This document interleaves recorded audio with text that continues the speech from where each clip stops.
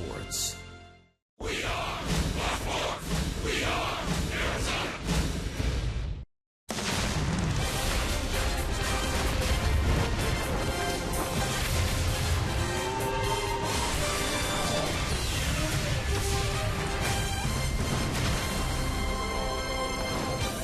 Back home in Arizona, a return to the desert following a winning road trip through San Diego and San Francisco. And tonight, the D-backs open an 8-game Chase Field homestand with 2 against Prince Fielder and the Texas Rangers. It's D-backs baseball on Fox Sports Arizona. Good evening from Chase Field. Welcome to the broadcast. Steve Berthiaume, Bob Brenly along the way. The first of 2 tonight against the Texas Rangers, but this homestand starts on a sour note for the Diamondbacks, Bob. Jake Lamb goes on the DL. He's got a stress reaction in his left foot.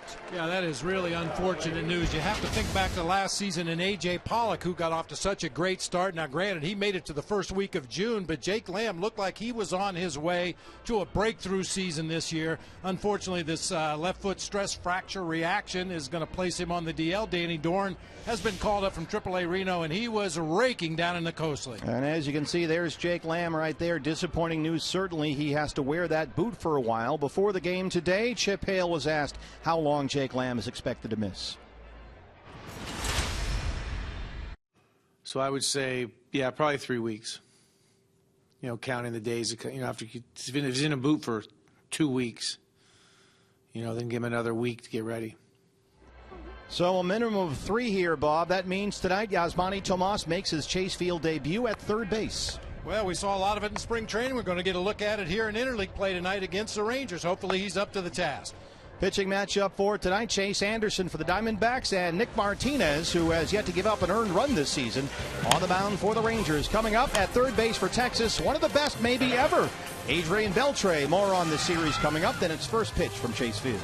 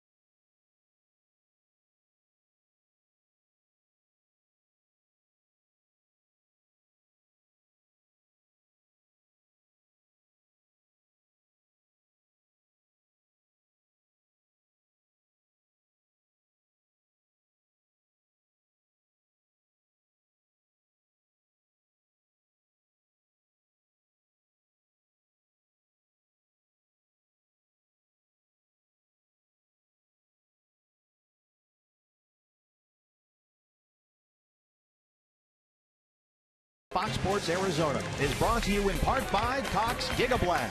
How will you live the gig life? By Lone Butte Casino. You're in for more winning moments at Lone Butte Casino. And by Jack in the Box. Jack's hottest sandwich is back. Head to Jack in the Box for Jack's Blazing Chicken Sandwich. Welcome back. It's interleague play here at Chase Field. I'm Kate Longworth. Well, it can always take time for those bats to warm up coming out of spring training. And now the Diamondbacks, as they enter this 2-game stint with the Texas Rangers, they're just hoping the Rangers offense does not heat up here under the desert sun. The Rangers, they're struggling at the plate, but they certainly have the weapons to cause some damage. And it all starts with one of the most premier third basemen in the league, that being Adrian Beltre.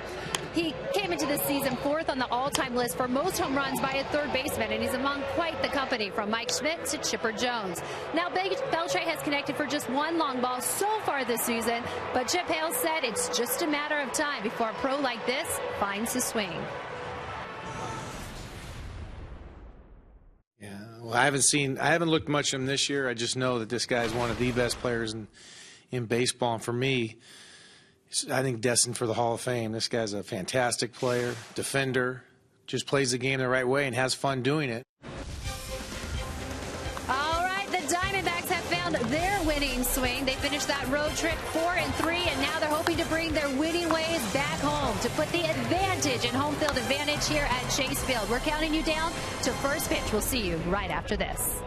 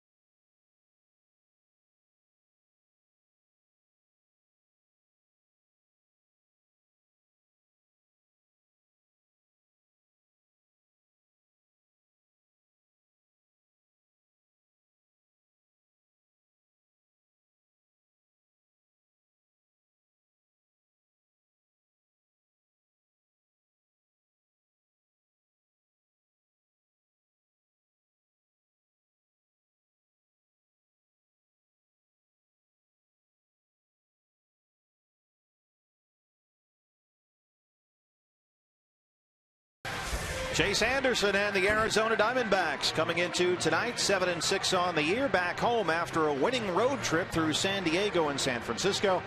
And tonight we open up an 8-game homestand with 2 interleague games against the Texas Rangers on a nice cool night here, Bob, at Chase Field. Yeah, beautiful night for a ball game here at Chase against the Texas Rangers. Who are these guys? Interleague play always kind of jumps up and bites you that first time. A team you don't know much about, but some marquee names in this Ranger lineup, including the big guy, Prince Fielder. Rangers come in 5-8 on the year. They are last in the American League West right now. They are scuffling offensively, and in here after losing 2 of 3 over the weekend at Seattle. Your Arizona Ford starting pitcher for the Diamondbacks is 27-year-old right-hander Chase Anderson. A pair of no decisions in his first 2 starts this year. The ERA just a tick over 4. First time through the rotation, nobody really looked that good, but second time through, it was a considerable improvement for all 5 of the starters. Chase Anderson just hoping to follow the leader at this point, just try to do a little better than the guy did the day before you. 4-seamer, 2-seamer, change up. Those are the 3 pitches you'll see most often from Chase Anderson. He will mix in that curveball. Chase's previous start last Wednesday at San Diego went 6 innings and looked pretty good. 2 runs, 8 hits with a walk and 5 strikeouts. This is the batting order for Jeff Bannister's Texas Rangers. Leonis Martin in center field with Elvis Andrus at shortstop. Prince Fielder over at first. Adrian Beltre at third base.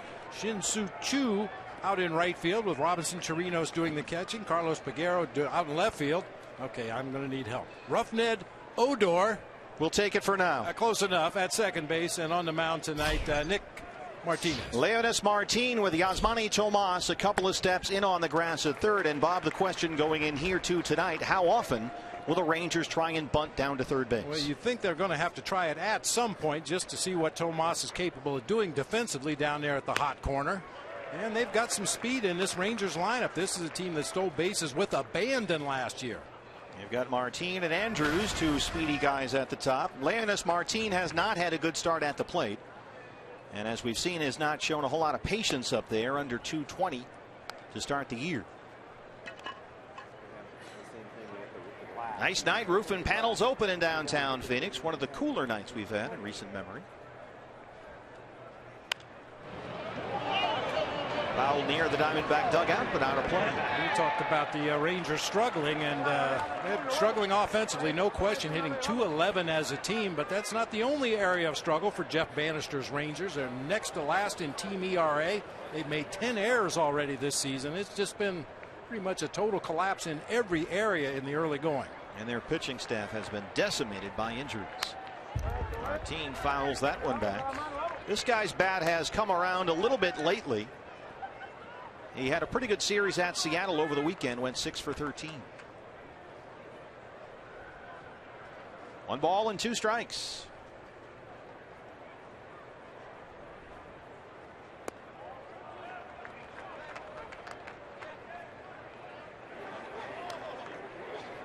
Tim Welke, the crew chief, is our plate umpire tonight. Mike Everett, Tim Timmons, and Ryan Blakeney around the bases. Chase misses on a 2-2 pitch, and it's a full count. And this is what they want to see from Leonis Martin. More patience up at the plate. See some pitches. Elvis Andrus behind him. The 3-2.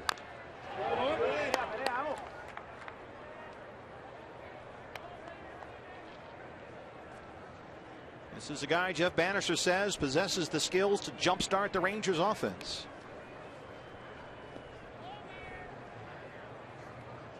And he's had a good at bat so far to open up the ball game. 3-2 one more time. Over the glove of Goldie and down the right field line. Trumbo is in the corner, and Leonis Martin has a leadoff double.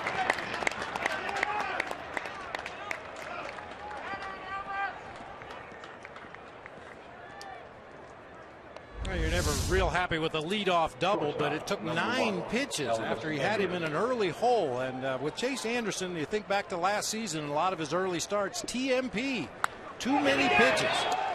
Now, granted, the opposing offense will have something to say about that, but you'd like to see him finish these guys off a little bit quicker. The shortstop, Elvis Andrus, with Martin at second. And Andrus hitting only .164 through his first 13 games. One of many Rangers who are on the interstate, as they say. That batting average begins with a 1. Play on at second, and Martin is back inside. Andrus at the plate 2 for his last 17. And his poor start hasn't just been offensively either. He committed 1 error in each of the Rangers' first 3 games this year. Just a few unlucky days, he said.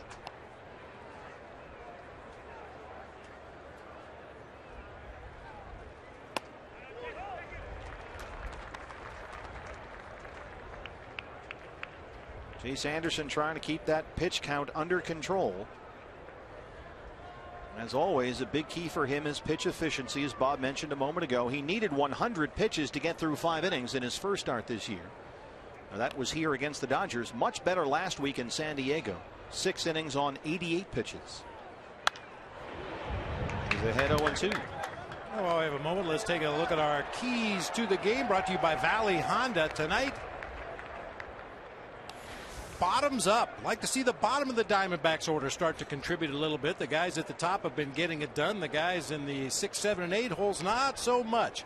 And keep the Rangers on the interstate. They've got 3 guys in their lineup tonight hitting in the 100s. Another couple guys barely over 200. Keep them on the interstate.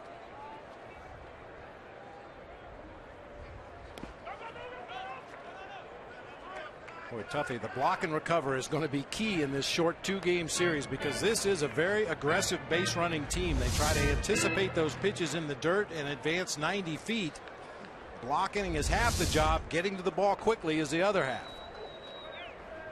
And Andrews has always been a guy who pitchers attack with breaking balls down and in. He will chase that pitch down there a lot. A ball and 2 strikes. Excuse me, check swing. Nicely played down there by Hector Ortiz, the first base coach. Now with 2 strikes, that pretty much takes the bunt for a base hit out of the equation, but that's something you really have to watch for from Andrews. He's a guy that will bunt for a base hit. 39 bunt hits going back to the beginning of the 09 season. He's had 158 infield hits to go along with this 193 stolen bases. So speed, a big part of his game. This is there. It's even 2-2. The big guy is on deck. And it will be interesting to see how the Diamondbacks defend Prince Fielder. Big left-hand hitter in there. He sees a lot of defensive overshifts.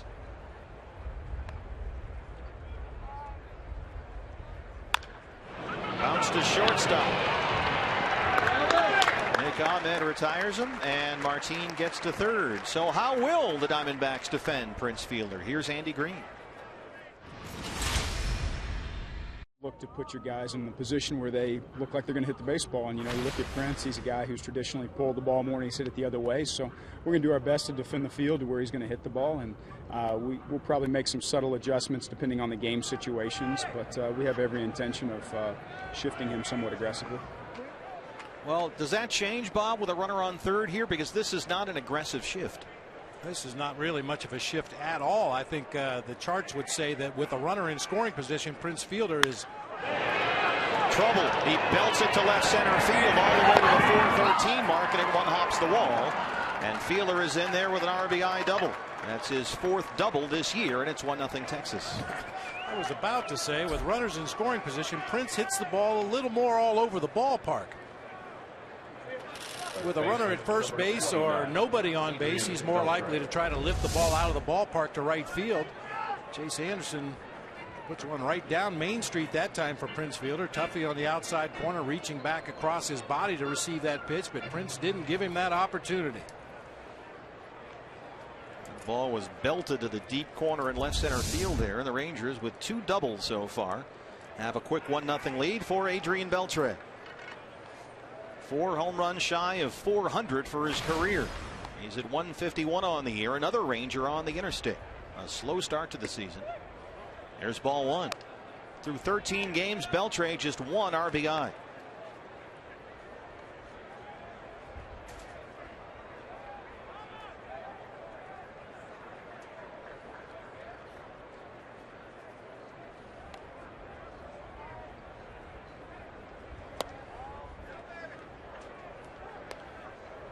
Two 2-0. Beltre 1 for 17 over his last 5 games. It's been 10 days since he had an extra base hit.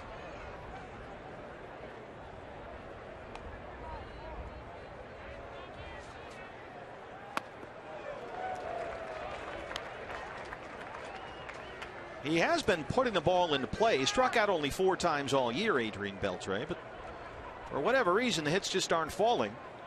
And he joked the other day, maybe I forgot to hit. I forgot how to hit on a mold. He just turned 36 earlier this month. He was just kidding, of course. Of course. Bounce to second base for Chris Owings. Fielder a move up to third, 2 down. Well, we mentioned the offensive struggles of this Rangers ball club, and it has affected some of the very key offensive performers, guys that they're counting on heavily, including Andrews, Shin-Soo Choo, Adrian Beltre. I mean, these are not the kind of numbers that Jeff Bannister was hoping for out of the chute, but it's a long season, and at least a couple of these guys should return to form by the end of the season. And here's one of those guys you mentioned with fielder standing at third and 2 outs. Shin-Soo Choo, another slumping Ranger, 152 with 1 homer and just 2 extra base hits.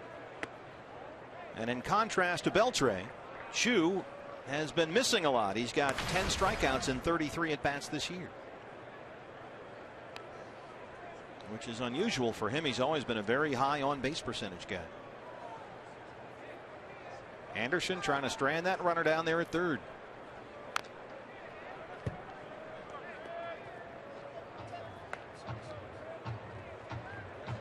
Shin-Soo Choo 2 for 21 over his last 7 games. He was really slowed down in spring training with what turned out to be triceps fatigue, and he's had some back issues this month as well. Hits that one hard to second. Versoen smothers it and throws him out. Some COD to end the top of the first. And the Diamondback defense limits the damage. Rangers score first. The Diamondbacks are coming up, just underway here at Chase Field.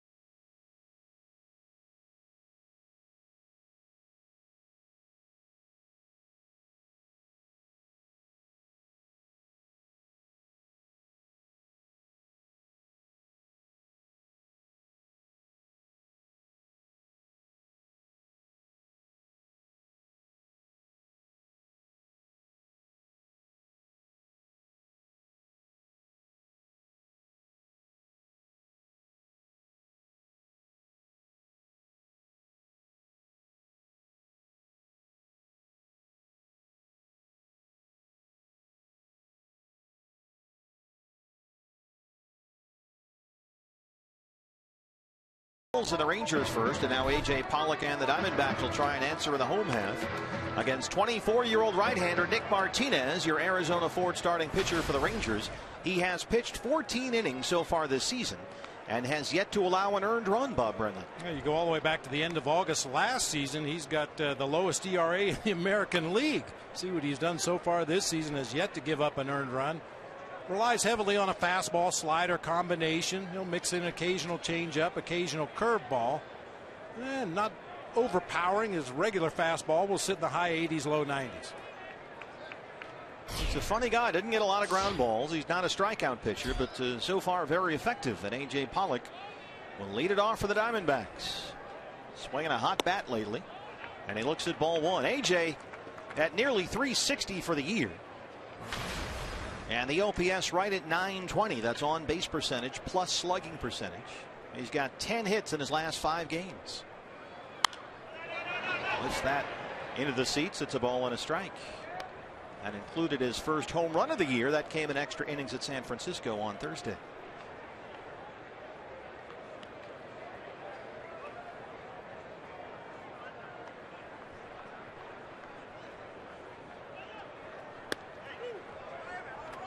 One and two.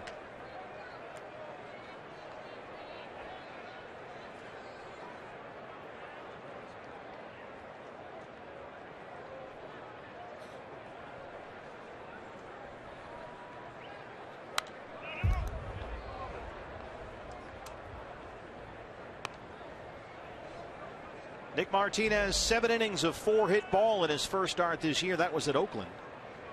And he followed that win with another win in his previous start. That was last Tuesday over the Angels down in Dallas.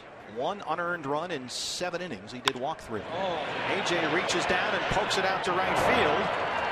And Shin-Soo Choo kind of tackles that one for the first out.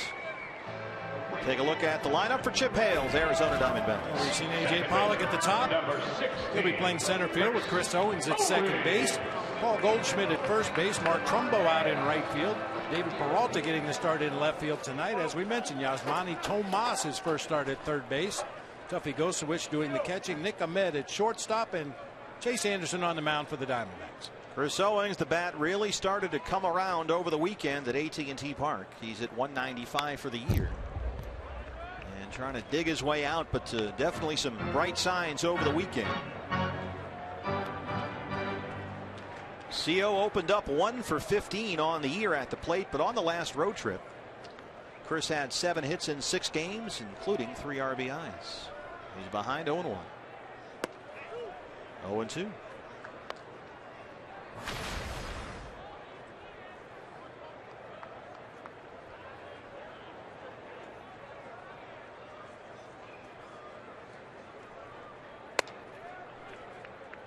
Another good sign for CO is if he's seeing the ball, getting deep in the count and taking a base on balls. He actually walked in the second game of that San Francisco series after punching out 3 times the night before.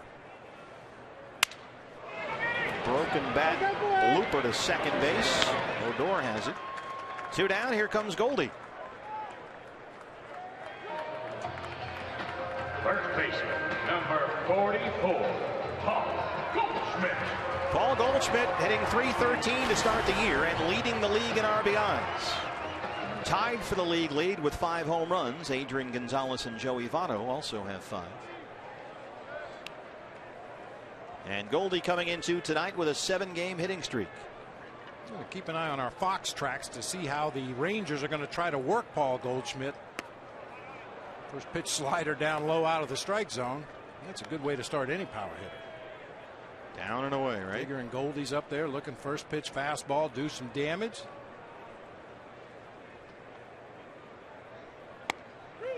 There's a strike, 1-1. Just enough tailing action on that fastball. Goldie kind of quit on that one. Looked like it was off the plate away, but got some tailing action to bring it back to the corner. Way away with a fastball this time. Diamondbacks did face Nick Martinez in his final spring training start this year. That was at Salt River Fields about 3 weeks ago. And as you can see, he got knocked around. 6 earned on 8 hits, 4 1/3.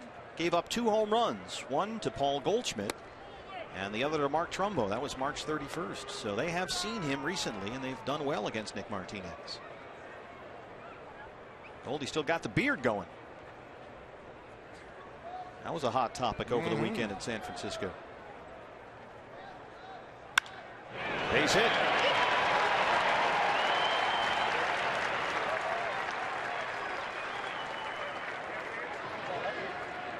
So making an 8-game hitting streak for Goldie, and here comes Mark Trumbo. Well, he tried to keep the ball away from Goldie, but the last one, a changeup, drifts back on the inside part of the plate. He doesn't miss mistakes very often, just ropes that ball back up the middle. Mark Trumbo hitting .273 through his first 11 games.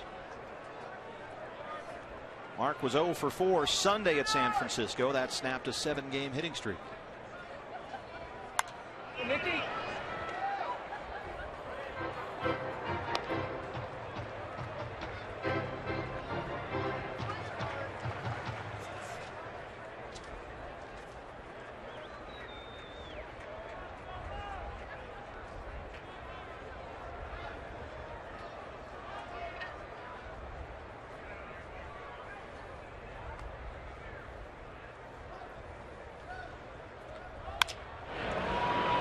Bouncer to shortstop. Andrews has it. They get the force on Goldschmidt. A close play at second, but that's the inning. 3-1. The Diamondbacks trail it 1-0. How about a D-bat dog during the commercial?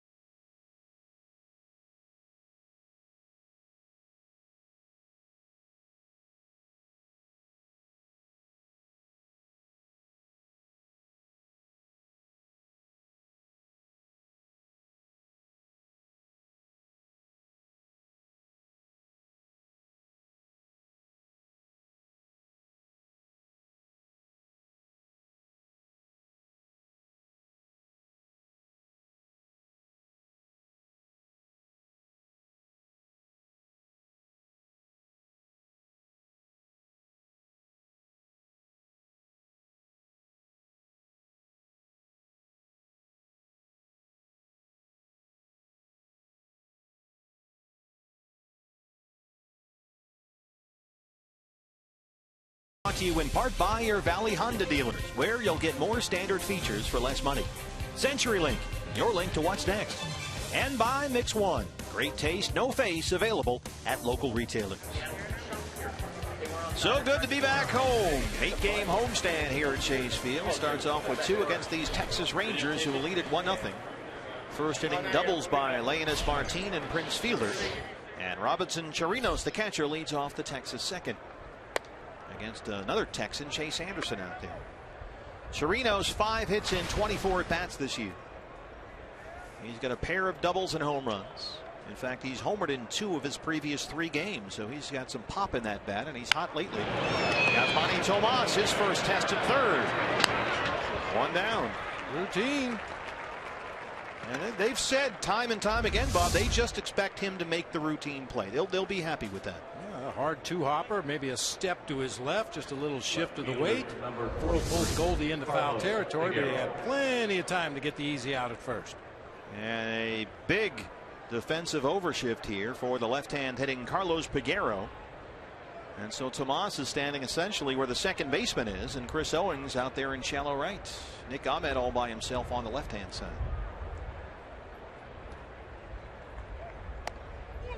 So Peguero shows bunt. Ahmed responds by sprinting in from shortstop, but it's a strike 0-1. Well, if you get Peguero to even show bunt, that's an accomplishment. Watching him take batting practice today, I mean, it was quite a show. 6'5", 260. He is a big dude up there.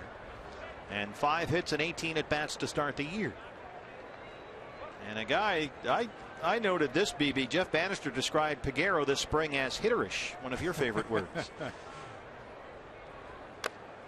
It may not be in the dictionary, but if you talk to baseball people, they know what hitterish means. You got a loose definition? Yeah, I mean, sometimes guys, just by their body language and their timing and their rhythm in that batter's box, they just look like they're ready to hit the ball hard.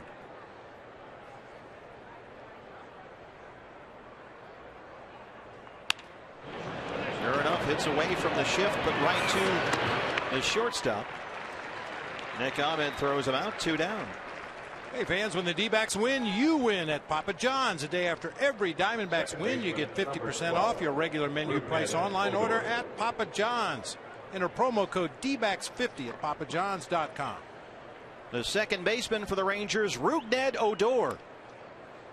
Just 6 hits in his first 43 at-bats and stuck in an 0-for-12 right now. This is my second favorite stat of the night. Rougned Odor has already been hit by pitches 5 times this year.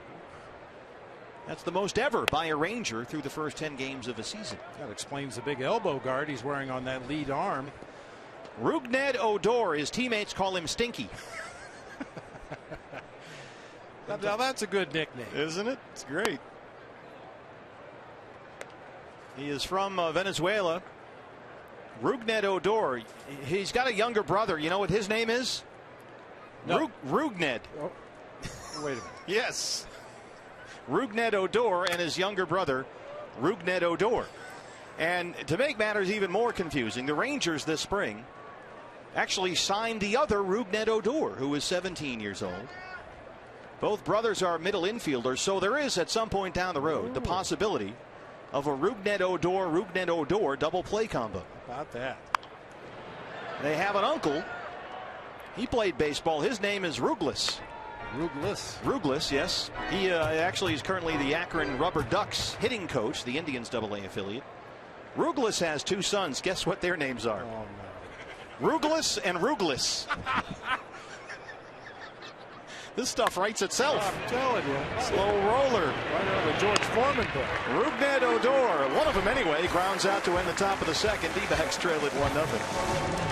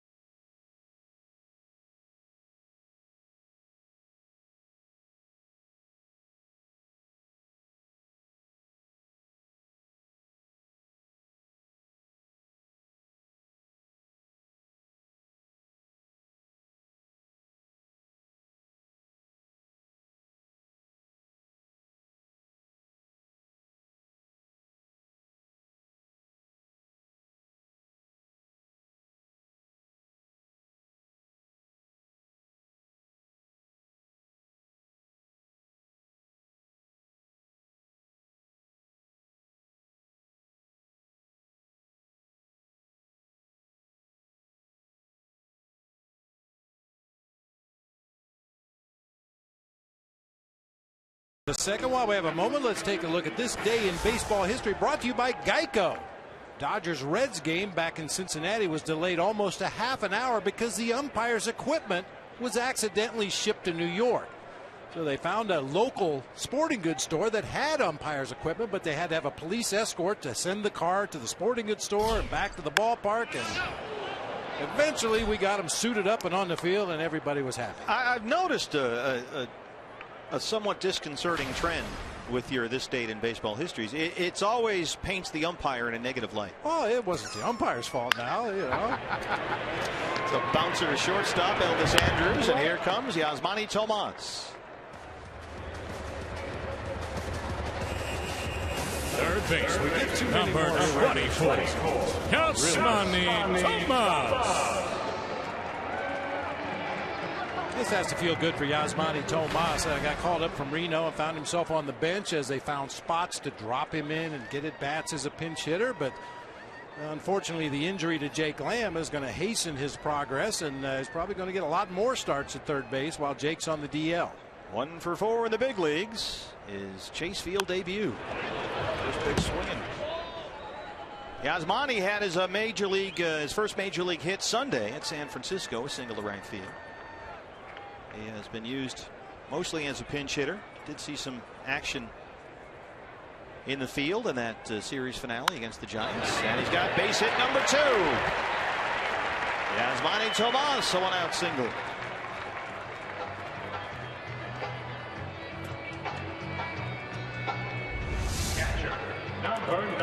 Patented inside out swing, kind of leads with the knob of the bat. The barrel drags behind a little bit, but that hard ground ball finds daylight on the right side of the infield for his second hit in the major leagues. He's got a 2-game hitting streak. Tuffy goes a wish. Tuffy in there at 205. He's hit safely in 3 straight and 6 of his last 7.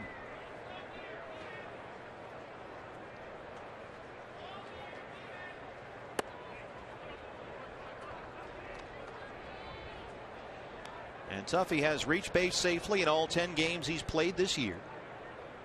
8 times with base hits. And there against Rangers right-hander Nick Martinez.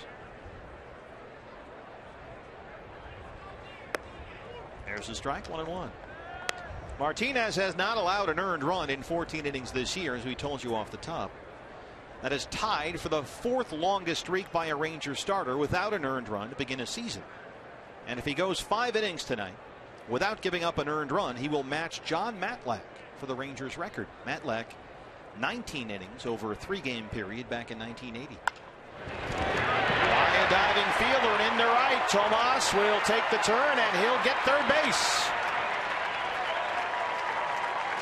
A pair of 1-out singles have runners on the corners for the Diamondbacks. Hit them where they ain't. Wee Willie Keeler made famous by that quote, and it's one where there is no Ranger defender. Prince Fielder a little lackadaisical, bouncing off the bag over there at first, and Tuffy took advantage. Shot that one into right field, putting D-backs on the corners. Tomas at third and goes a wish at first. Here's the shortstop, Nick Ahmed. 5 hits in 37 at bats this year.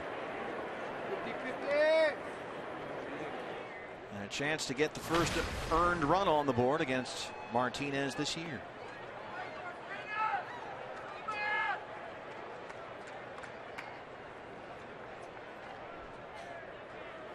Beltre even with a bag at third. There's a strike, 1-1.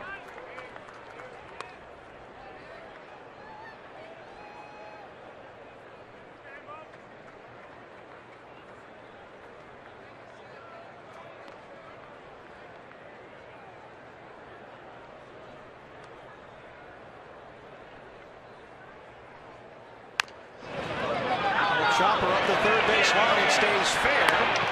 And it gets a run home. Tomas crosses the plate, and the game is tied. An RBI for Nick Ahmed.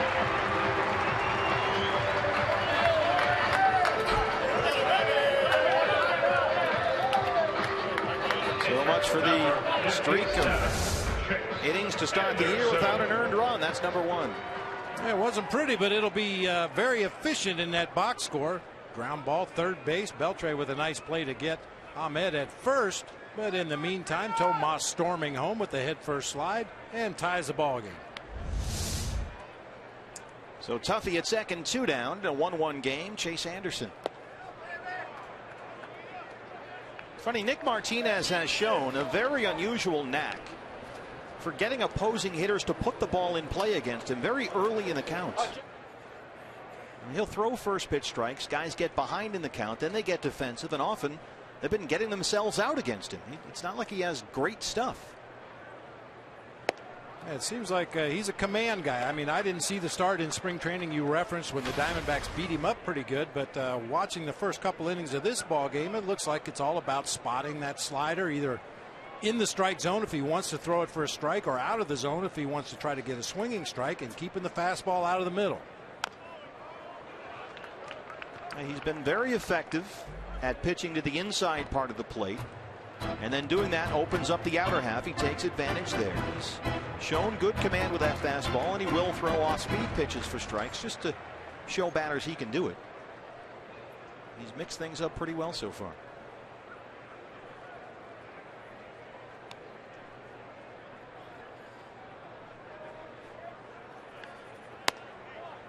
This is with that one, a ball and 2 strikes. Really, so far, the only location mistake I can see from Martinez was the 2-strike pitch to Goldie when he left a changeup on the inside part of the plate, and Goldie banged it back up the middle of the field. Otherwise, he's missed in his favor every time he's tried to hit a corner. Right to Beltre at third. Tuffy going to try and make him work for it, and they get the out on Gozawish, and that ends the inning. But the Diamondbacks get 2 singles, an RBI ground dive by Nick Ahmed, and we are tied 1-1 after 2. As we go down on the clock.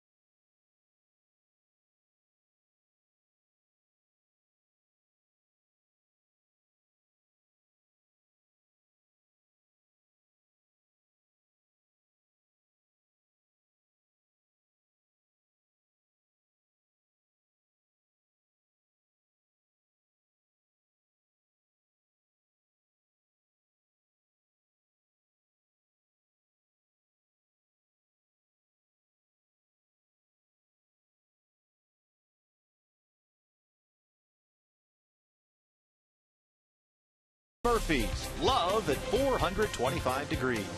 And by Chaz Roberts, air conditioning and plumbing. Choose Chaz.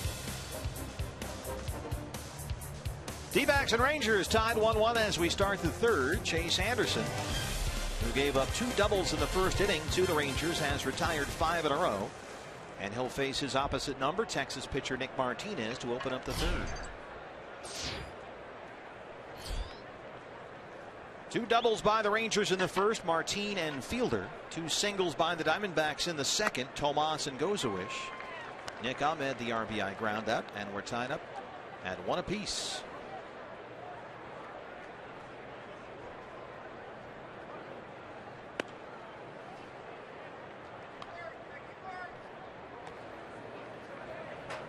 Upstairs in the beautiful new draft room here at Chase Field, 20 craft beers on draft and terrific pub-like atmosphere. Watch the game from up there. BB and I currently negotiating to broadcast a game from up there. Negotiations slowed somewhat while we were on the road, but they have resumed again. It's a sticking point how much we have to pay to broadcast a game from up there.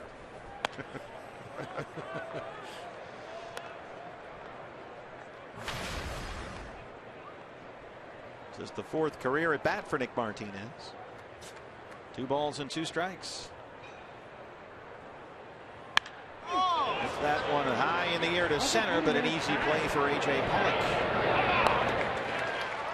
1 away. Put on your boots and saddle up for D-backs Country Night. That's this Friday. You can get a D-backs cowboy hat when you purchase the Country Night special event ticket. Get your tickets online now, dbacks.com/events. 6 in a row retired by Chase Anderson. Leonys Martin, who doubled and scored to lead off the ball game. Here's a strike. Tomas a couple of steps in on the grass at third. Still no signs at all that the Rangers may try and bunt toward Tomas down there at third. They haven't really even hinted at it to this point as Anderson jumps ahead 0-2. That's the best way to take the bunt out of the equation. Jump ahead of the hitter as quickly as possible. Get to that 2-strike count where they're highly unlikely to try to bunt for a base hit. Martin strikes out for a strikeout for Chase Anderson. And quickly 2 down in the 3rd. Martin expanding his own zone here. Four-seam fastball kind of running up and away out of the zone. Could not hold up. They really want him to be the leadoff guy. They believe that he can, but he is just not patient up there at the plate. And we just saw an example of that. Elvis Andrus rounded out his first time up.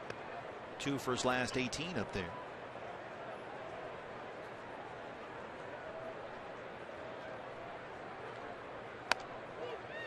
And this is a guy who is just starting out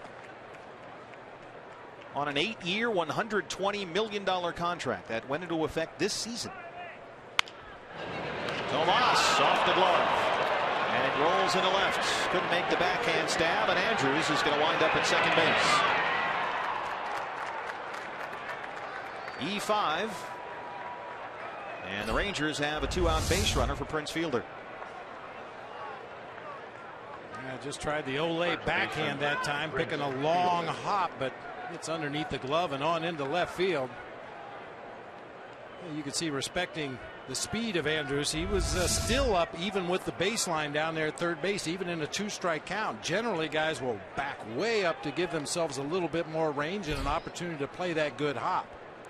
So now Anderson, who had retired 7 in a row, has some work cut out for him here with Prince Fielder up there and a man in scoring position. Obviously a key member of this lineup. We're going to check the pitches by Chase Anderson on Fox Track, see how he goes about working to Prince Fielder. That didn't take long. Taps the first pitch right to Chris Owings, and they strand the runner at second base. Bottom 3rd coming up. 1-1 ball game in downtown Phoenix.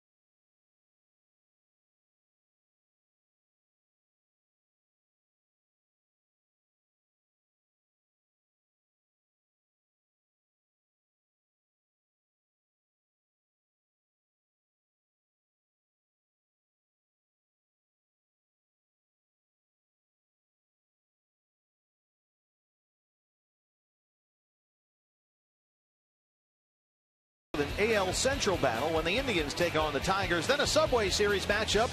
The Mets and the Yankees. Coverage starts at 9:30 on America's Home for Baseball, Fox Sports 1, and streaming live on Fox Sports Go. A.J. Pollock leads off the third, top of the order for the Diamondbacks against Nick Martinez. First pitch is right to Andrews at shortstop. One pitch, one out here in the third.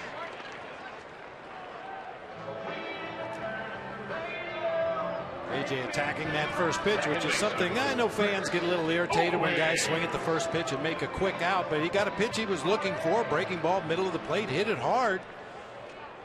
Diamondbacks so far this season in the National League, only the Reds have put more first pitches in play than the Diamondbacks.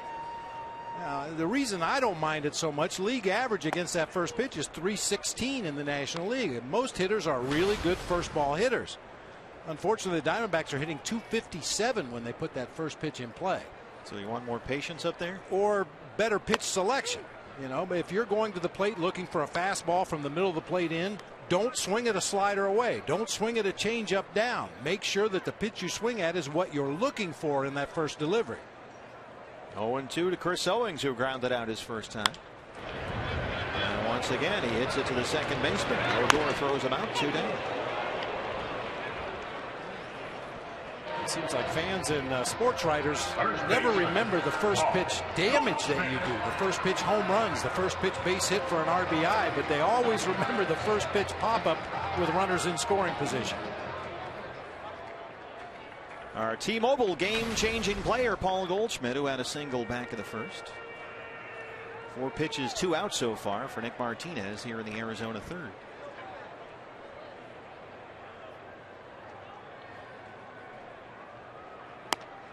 Ball 1. More on Goldie now, our T-Mobile game-changing player. He is right at the top in all these categories. Going to have to update our photo, though, if he keeps growing that beard.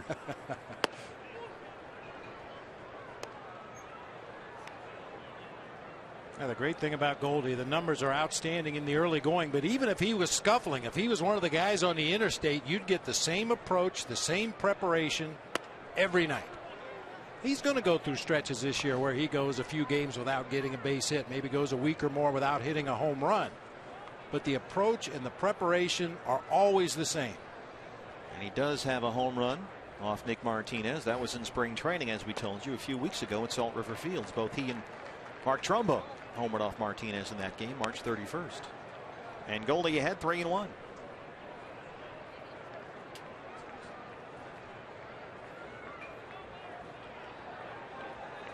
During his 8-game hitting streak, Paul has 3 homers and 9 RBIs.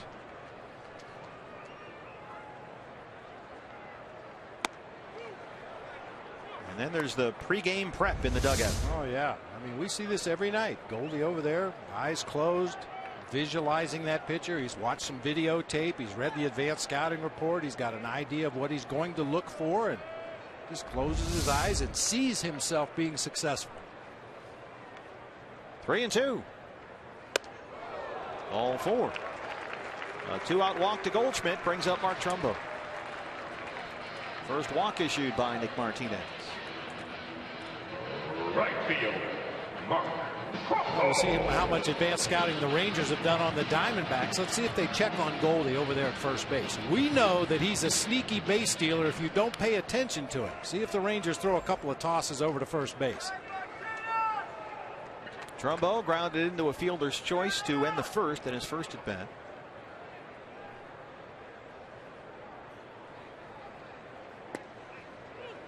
Goldie getting a pretty good secondary lead down there, and it's a strike to Mark Trumbo from South Carolina, the Palmetto State. First D-back game. Welcome. Of course, that's where Chris Owings is from, South Carolina. From Gilbert, South Carolina. There's the check on Goldie down there.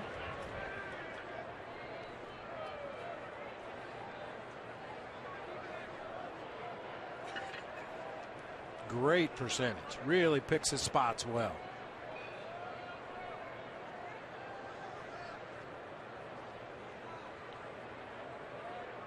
Holds it first. Trumbo fouls it away. Quickly, it's 0-2.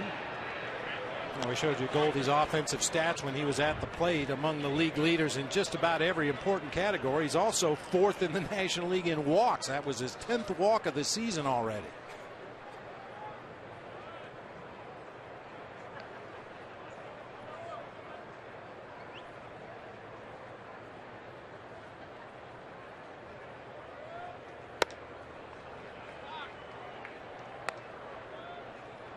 Is it unusual for a big guy like that, a power hitting guy, to be that good a base runner?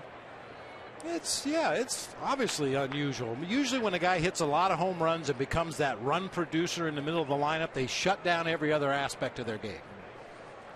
Not this guy. No, he wants to be a complete player.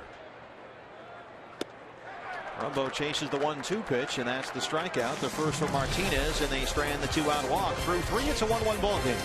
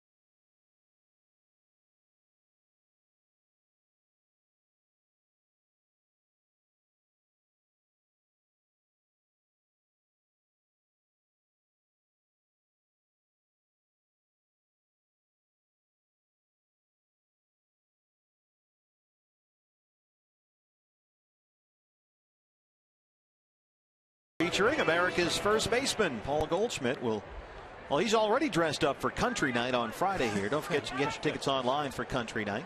dbacks.com/events. And there is America's first baseman. Yeah, I remember he walked onto the bus in Los Angeles one time wearing that exact outfit. And I just wanted to go, Sheriff? Afternoon, ma'am. It was one of those deals. Marshall Goldschmidt. Exactly. Yeah, that was the look I was going for evening on the diamond. And you nailed it. I modeled myself after Goldie. You nailed it. Are you going to dress up like that again on Friday? That's a fair ball down the right field line. And Beltre will stop at first with a leadoff single. I think you should wear those clothes on Friday for the Country Night. Take it under advisement. That's a no. I'll have to have a D-backs logo somewhere on my fancy Western shirt. Beltre, it's jammed and just muscles that ball by Goldie out into right field. Looked like a double off the bat, but Mark Trumbo, who's been moving a lot better out in the outfield on that last road trip, shows some good agility there to get to the ball quickly and hold Beltre to a single. The whole dugout was yelling 2-2-2, but he stayed put at first. So leadoff man aboard for Shin-Soo Choo, who grounded out his first time. There's a strike, 0-1. Choo right now in a 2 for 22.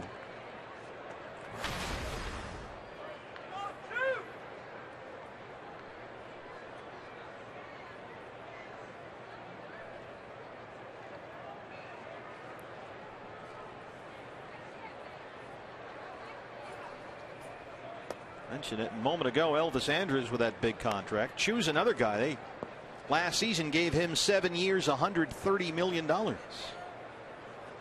And so after this year, Choo becomes a $20 million a year guy for 5 more seasons. That's a lot of money that they have tied up in Shin-Soo Choo, who is 32, turns 33 in July. In fact, with the way that he started this season, there were some of the Dallas media who have been saying that Chu's contract looks like a long-term anvil that will be around the Rangers' neck for years to come. But he's certainly a very talented player. Off to a tough start. 2 balls and a strike.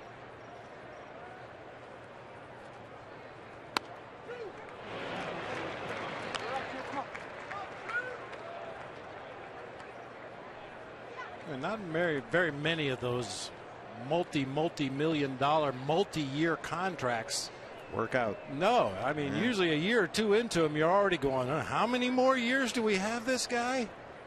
Well, after this one, it's 5 at $20 million per. That one just misses Chu, and it's full 3 balls and 2 strikes.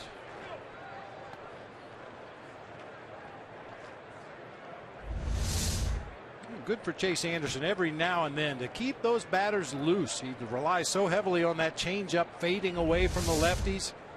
Don't want them leaning out over the plate and taking that pitch away from you, so you keep them honest by busting a fastball inside every now and again. There goes Beltre. Chu strikes out. The throw from Tuffy is in time, but they can't hang on there down there. Nick tried the swipe tag. It got away from Ahmed and rolled into center field. And so Beltre is at second with 1 out. Yeah, it looked like the ball was going to beat Beltre to second base. However, in Nick Ahmed's haste to get that slap tag down there quickly, he just didn't catch the baseball. Now, fortunately, Beltre did not see that the ball bounced out into center field. He's looking back toward the infield. By the time he realized it, it was too late. They're going to put an error up on the board. Oh, that's stolen base. So the first stolen base of the year for Adrian Beltre. He's at second with 1 out for Robinson Chirinos, the catcher. You're talking about throwing guys out at second base. A lot of people wouldn't realize. I didn't realize Robinson Chirinos had the second best percentage catching base stealers last year. Only Yadier Molina threw out more guys, or a higher percentage, than Robinson Chirinos. He's had a lot of concussion problems over the course of his career, but now at the age of 30 is settling in nicely in Texas. Had a good year last year, hit 13 home runs.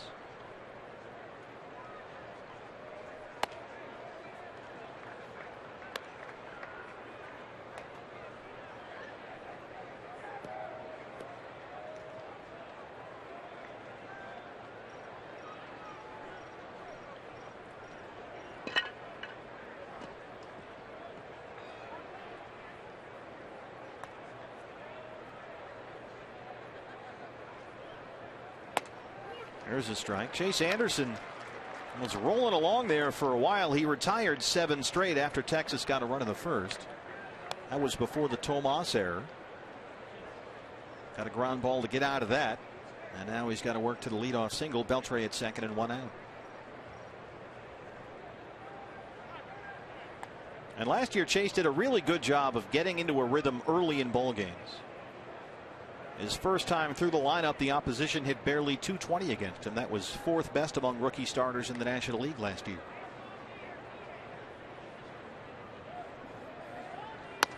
There's a strike, 2-2, 93. He's got a little zip tonight. And he's been very good at home.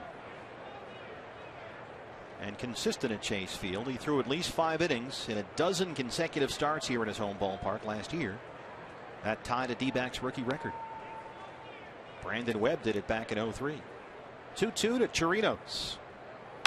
Puts it up in the air to right center field. Long run out there. And Trumbo tracks it down. A nice job by Mark to range deep into right center field and get that one. And it's interesting, Mark says he feels more comfortable in right field because balls hit to that right field line are on his glove side. That one was going the other way. Yeah, it looked like he almost quit on that ball, expecting A.J. Pollock to come over and make the play. A little bit of a stutter step, and then he realized that he was the only guy that could make the play. Takes a couple more hard steps and gets to the spot in time to make the play. It just seems to be moving better physically, but with a little more confidence. Early in the season, he was shying off a lot of balls that looked like he could have been more aggressive, but over the course of this last road trip and so far tonight, much more aggressive defensively. So 2 down for Carlos Peguero, the left fielder. Grounded out his first time up. Called up from AAA Round Rock about a week ago because of all the injuries the Rangers are going through once again this year. But they like him. He's played all 3 outfield positions already this season after coming over this winter from Seattle. Moves well out there for a big guy, 6'5", 260, and can, as Jeff Bannister says, drive the ball in all directions. Chase at 60 pitches, 40 for strikes. There's another one, 1-2. Now, he may be able to drive him in all directions, but in batting practice he had one thing in mind: try to hit that Dodge Ram truck out there behind the right field bleachers. He almost did a couple of times. Man, he hit some moon shots out there over the pool in batting practice today that were scary. Got to be careful here. Beltre, the runner at second. 2 outs, 1-2 on Peguero. Each team with 3 hits. Got him. Nice job there by Chase Anderson. After the Beltre single, he gets a couple of strikeouts and strands the leadoff runner. And we'll go to the home half of the 4th. Rangers and D-backs tied 1-1.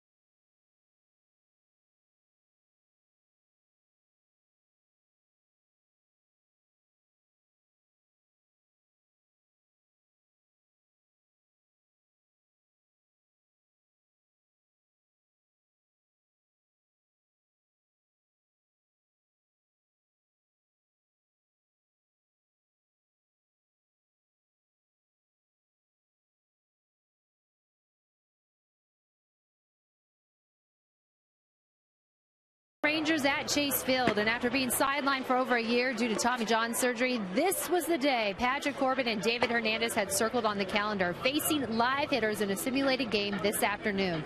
They both physically felt great and were able to mix in all their pitches, throwing about 25 pitches. Of course, the two admitted they were a little amped, so their mechanics suffered a bit, but Chip joked Corbin could go tonight if he needed to. Although they'll take it slow, Patrick will see action similar to this next week, upping it to 40 pitches, while Hernandez will have an extended outing on Saturday at the spring training facility. Thank you, Kay. David Peralta looks at strike one. Grounded out his first time. It's remarkable how they have that whole thing planned out, the comeback from Tommy John. Once you get past all the exercises that have to be done, it just seem endless. And you play catch from flat ground, and then you throw from 105 feet, and then you throw from 120 feet, then you go back to 105, then you're 60 feet but flat, then you're 60 feet on the mound, then it's a bullpen session, now finally against live hitters. So it's a step-by-step process as Peralta flies out, and here comes Tomas. Yeah, it's good to know that reinforcements are on the way. No matter what kind of shape your pitching staff is in, you're always going to need more help than you think by the end of the season. And the addition of those two guys to the rotation and bullpen are going to be welcome additions. And they've had some very good performances at AAA Reno. Fidel Nuñez had a great start to the season for the Aces. Robbie Ray had a 10 strikeout game yesterday. Tomas singled in his first at bat, and he has scored the Diamondback run. First pitch swinging again is in the seats, 0-1.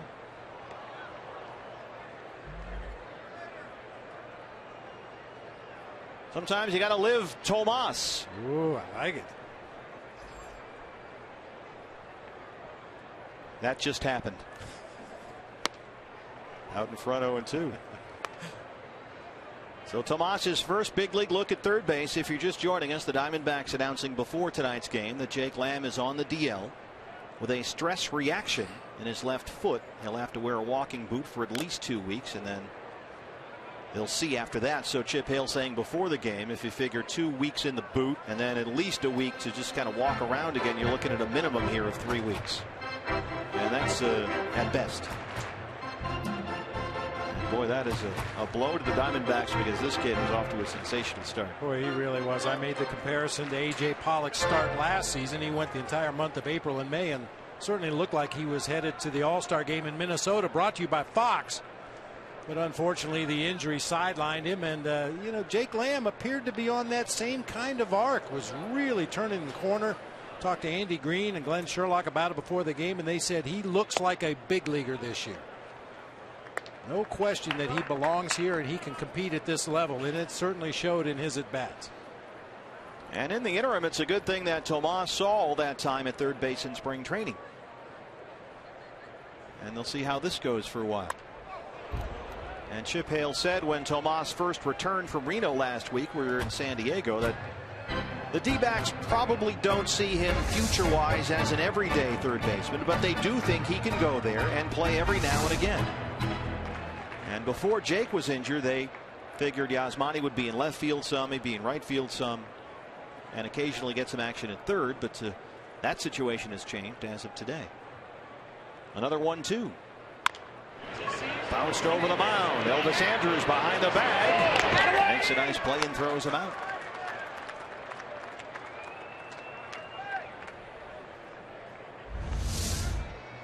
He's showing his range, going way up the middle of the field. Just does get to that ball. Awkward throw back to first base just in time to get Tomas.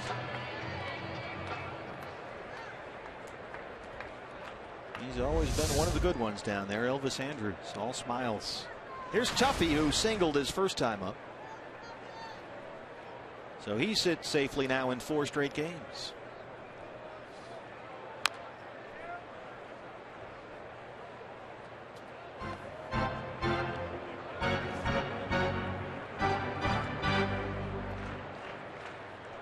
Gold Rumbo, as they're known on the Twitter.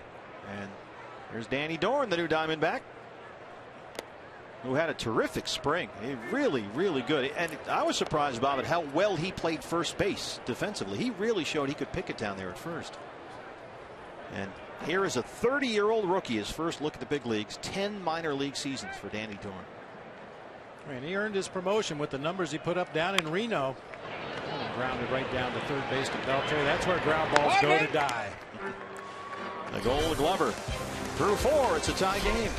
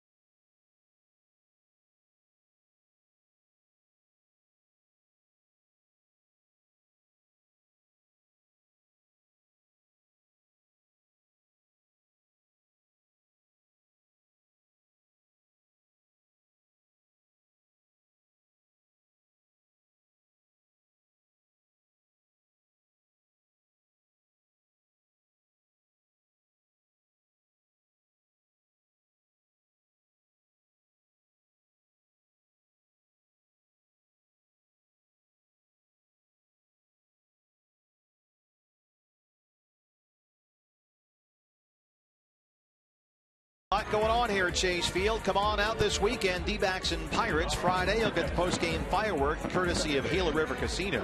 Saturday, the Paul Goldschmidt cap courtesy of Sanderson Ford. And Sunday, kids can get a D-backs t-shirt courtesy of Smile Generation and Every Kid's Dentist. Check out all the promotions this weekend. And we'll see you down here at the ballpark for some Diamondbacks baseball against the Pittsburgh Pirates. Get tickets for all the games at dbacks.com. Hopefully we'll be drama-free. By the way, Andrew McCutcheon, did you hear he cut off all his hair? I did hear that, yeah. And boy, it's a spectacular night here. Unbelievably comfortable, nice and cool. Roof and panels open. And a tie game, the Rangers and the Diamondbacks as we start the fifth. Rougned Odor will lead it off. Chase Anderson and Nick Martinez, each team with 3 hits. Odor grounded out his first time up. And again, the Rangers have not tried a bunt down at third base at Yasmani Tomas, who had one hard hit ball hit to him after fielding his first opportunity cleanly, and he has the only error of the ball game. Went under the glove and into left field. And there's strike one to Rougned Odor, a ball and a strike. For Chase Anderson, who had 2 strikeouts in that last inning, he's got 3 for the ball game.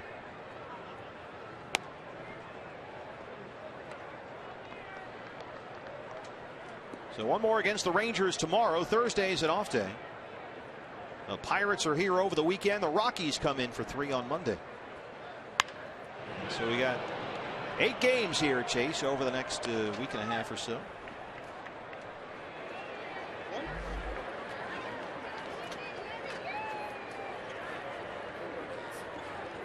Two and two. It's full.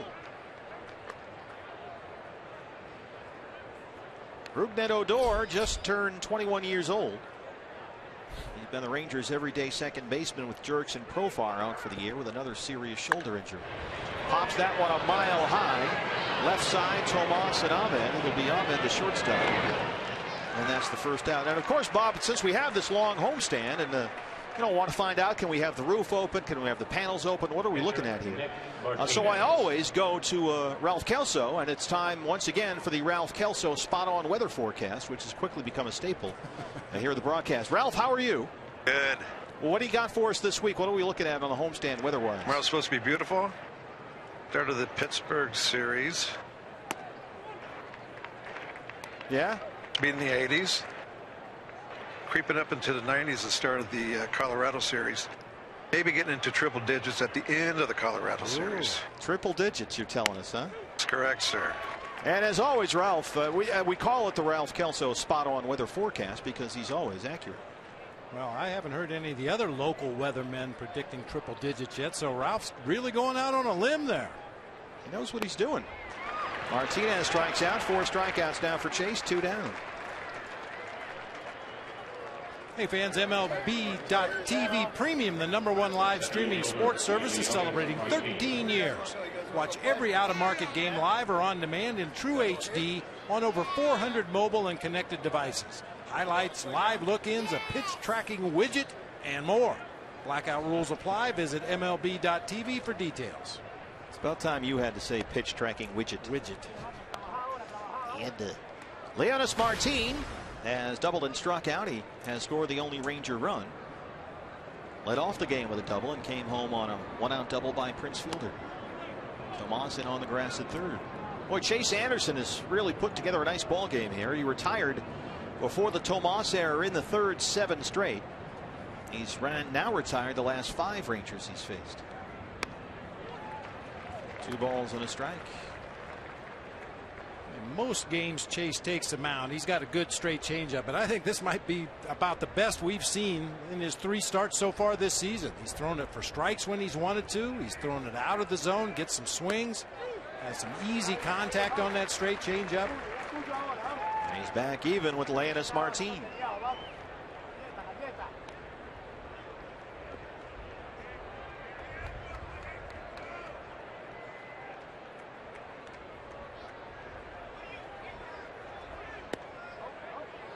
Full count. Elvis Andrus is on deck.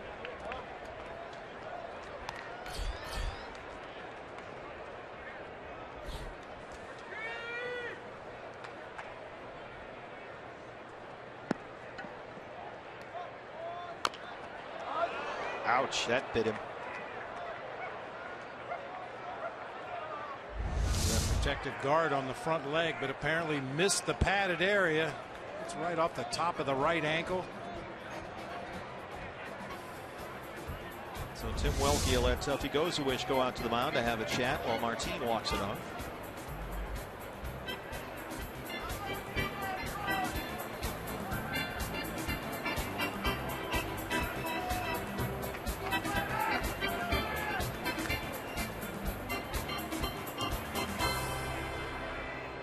Bobby Freeman a chance to riff.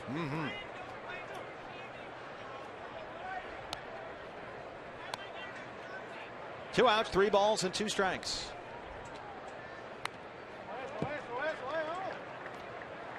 Martine was Jeff Bannister's leadoff man to start the year, but he went through 1-2 for 26 stretch, and the on-base percentage was down to about 162, which is just untenable in the leadoff spot. So Bannister dropped him down to 8th.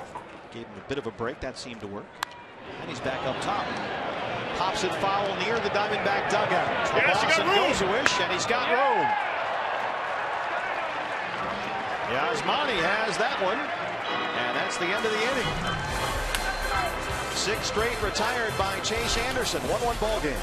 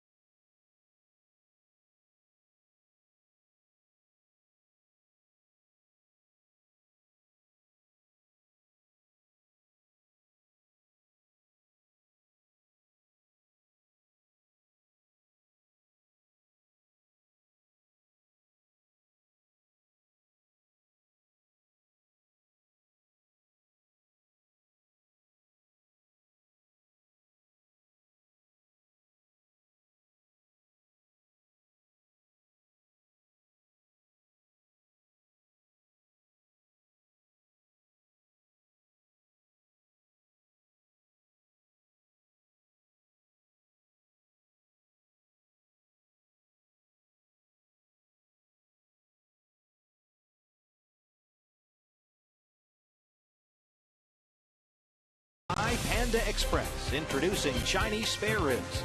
And by First Bank, member of FDIC.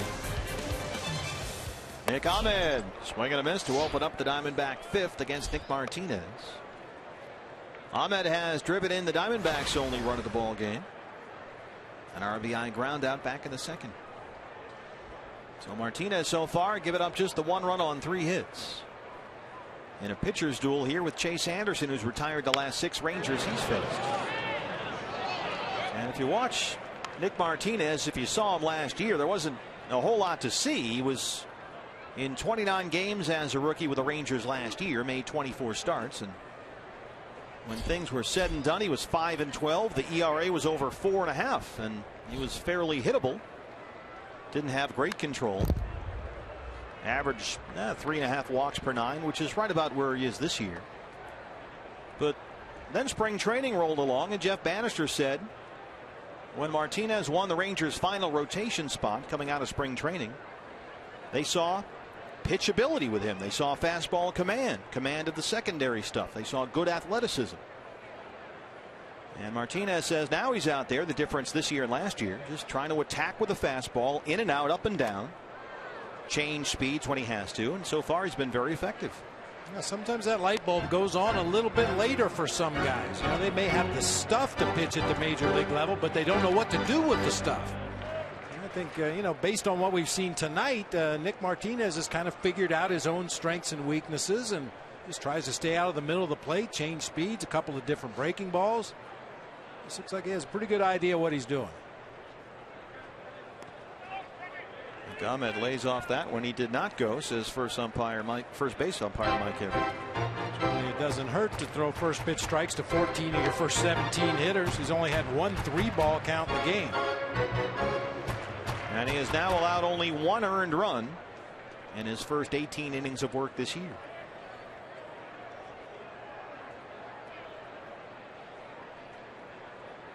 The 2-2. Chases that one in the dirt. The second strikeout for Martinez, 1 down. Hey fans, if you know someone who'd love to call the game on the TV and is between the ages of 10 and 14, come on out Sunday here at Chase Field. It's the Fox Sports Arizona Sanderson Ford Kidcaster auditions. You have to be at the Sandlot near the Baxter Den. That's a Baxter's Den up there. From 11:30 to 1:30. So the first Fox Sports Arizona Sanderson Ford Kidcaster gig is coming up. Chase Anderson jumps on the first one right to Odor. 2 down. Fun times at the RamTrucks.com pool area.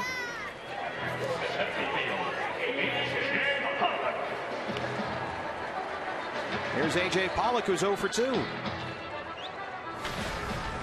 And A.J. in his last at bat jumped at the first pitch, grounded out.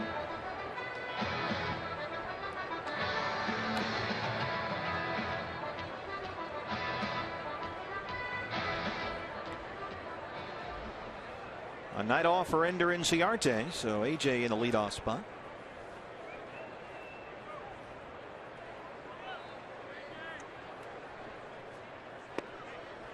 Looks at the first pitch this time, and it's ball 1.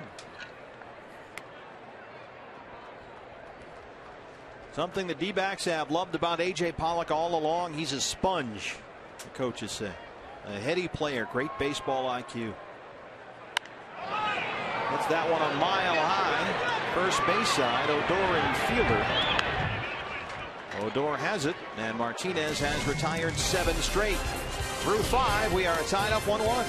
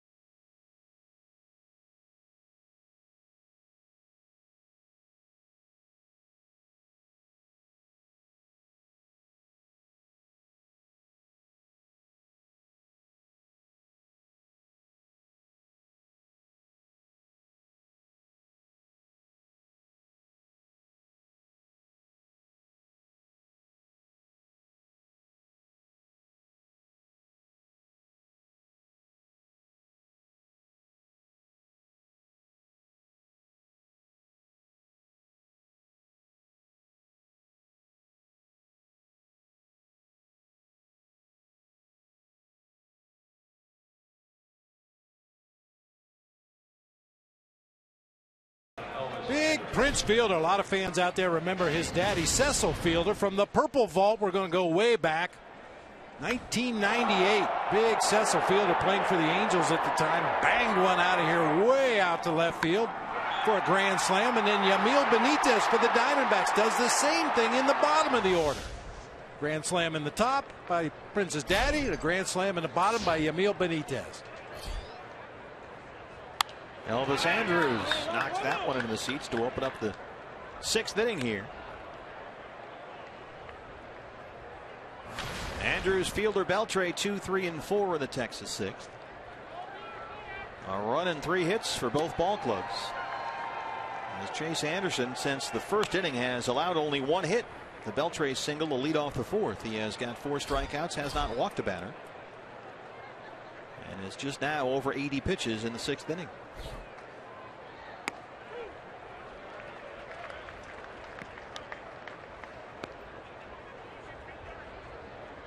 We were talking about Prince Fielder, Bob, and boy, what he went through last year. The reason you see him running around here smiling all the time, he's having a lot of fun because he thought last year his career might be over. He played in barely 40 games for Texas. He missed 1 game the last 5 seasons with Milwaukee and Detroit. And then suddenly last year he's hitting .250. He's got 3 home runs the first 2 months. Something's wrong. Wound up needing neck surgery. Very similar to what Peyton Manning had a few years ago. 2-2 now. And they had to fuse together the C5 and C6 discs in his neck. And Prince was up there and he would feel these electric shocks just shooting down his left arm. And then the arm would go numb. And it just sapped all his strength and power. He was very weak in the hands, he said. And he really did think that was it. It's a foul pop. First base side. Goldie's got it. Now, this guy was as reliable as any player in the game for that period of years you talked about. You couldn't get him out of the starting lineup. And you know there were a lot of days he was a lot less than 100%. But boy, as a manager, you love a guy that shows up every day expecting to do something to help your team win.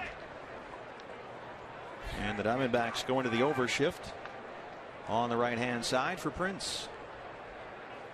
Well, you know, he turned 30 last year and he thought, okay, I've played a lot. I'm 30. This is it. But then he got a diagnosis and they were able to figure out exactly what was wrong. Had the neck surgery. And he said it wasn't just the slump. It was, he'd go to batting practice trying to kill the ball and just couldn't hit it out of the ballpark in batting practice as he grounds out. And that scared him. And he said, I was worried. I thought this is it.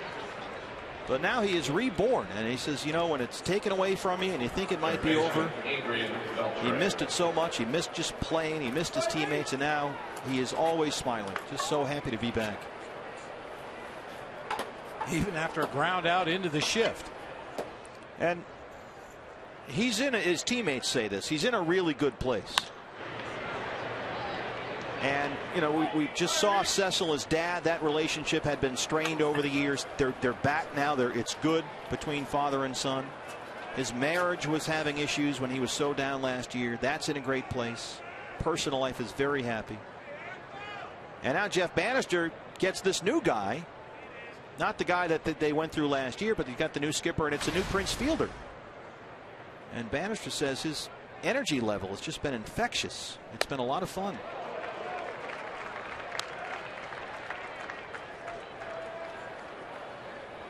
And it's good to have him back in the game. A 5-time All-Star, top 4 in the MVP voting 3 times.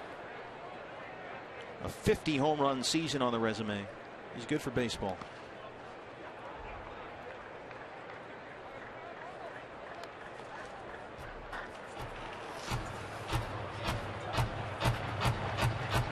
First round pick by the Brewers back in the 2002 draft, the 7th overall selection.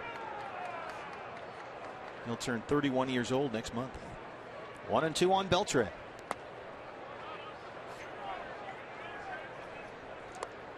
That's as bad as we've seen Chase Anderson miss with that changeup, but ahead in the count 1-2, that's where you would much prefer to throw it than leave it over the heart of the plate to a dangerous hitter. Another changeup. Way out in front, but just does get a piece to stay alive.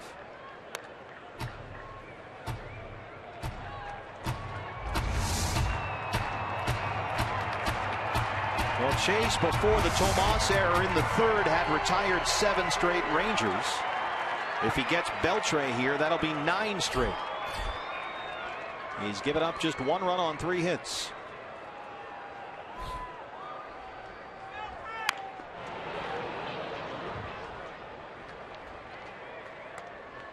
Beltre, he will not punch out. He's only struck out 4 times all year long.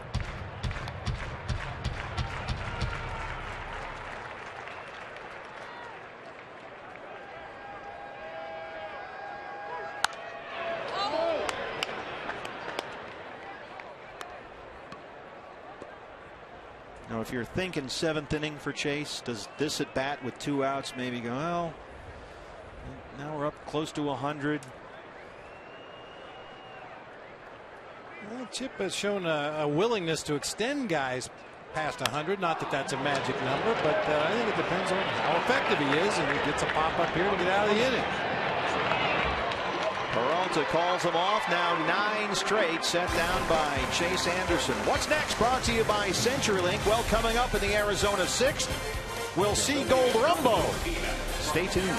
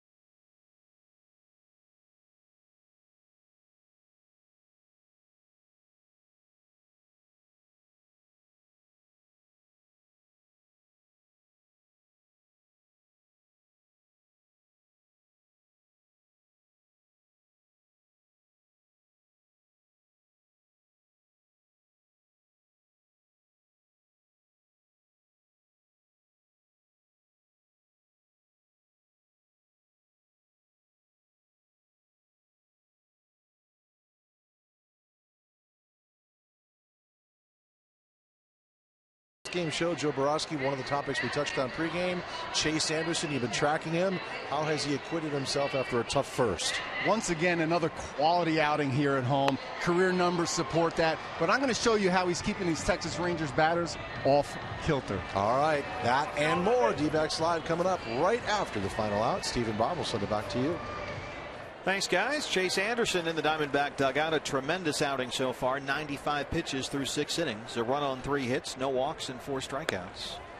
And a 1-1 ball game as we start the 6th for the Diamondbacks. Owings, Goldschmidt, Trumbo, 2, 3, and 4 against right-hander Nick Martinez, who's also pitched a terrific game. He's retired the last 7 he's faced, giving up a run on 3 hits.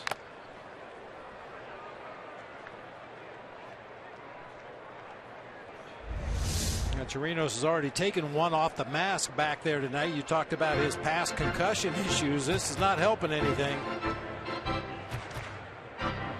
Yeah, he had severe concussion symptoms for a long time that almost ended his career, but he has worked extensively with specialists and has come a long, long way. We talked about those goalie-style catcher's masks. They've really come a long way with those as well. You see the added padding around the chin area of that mask. He's just taking a look to make sure everything's where it's supposed to be. They've also added a lot more padding on the forehead part of the mask on the inside. Did you ever take one and you just weren't quite right for a day or two afterward? Every day. No, I was very fortunate in that respect. I got hit a lot of other places, but I never really had concussion issues in the major leagues.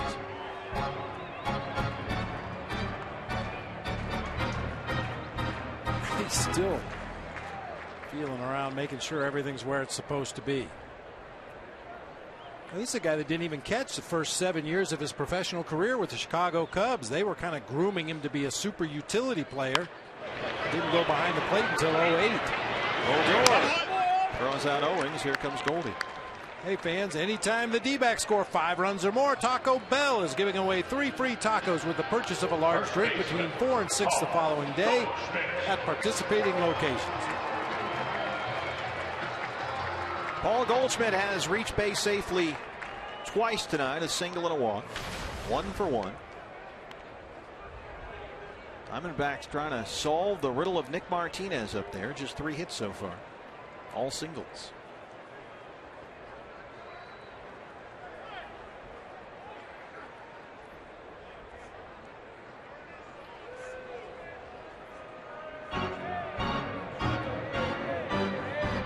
Kind of odd. You rarely see a pitcher call a catcher out before they deliver a pitch to a hitter here, but Goldie's already singled up the middle. He drew a walk back in the 3rd inning. Martinez obviously has an idea of what he wants to try to do to Goldie here and had to call out his catcher to get on the same page. You see that batting glove that Goldie wears on the left hand. That was the one that was broken last year. And it looks a lot thicker than batting gloves you might see on other guys. It's got a small pocket on the top of the glove. You slide a protective pad in there and it fits to your hand. Doesn't need to wear it, but it's an extra bit of protection, so he says might as well. Doesn't really feel it. So it's good to know that that's there.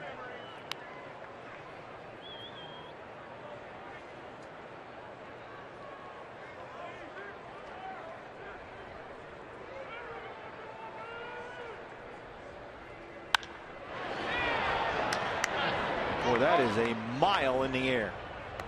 Wow, foul. That might have reached above the roof. Re-entry burns on that baseball. He didn't miss that ball by much. Turned into a foul pop-up down the right field line, but he was right on it. He's off that one. They try to get him to chase away, and it's even 2-2.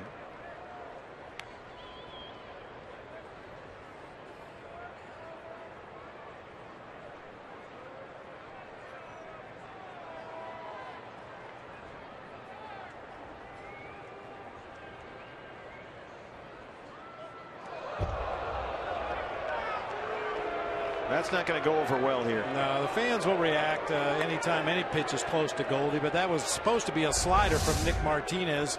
Just slipped out of his hand over Goldie all the way to the backstop.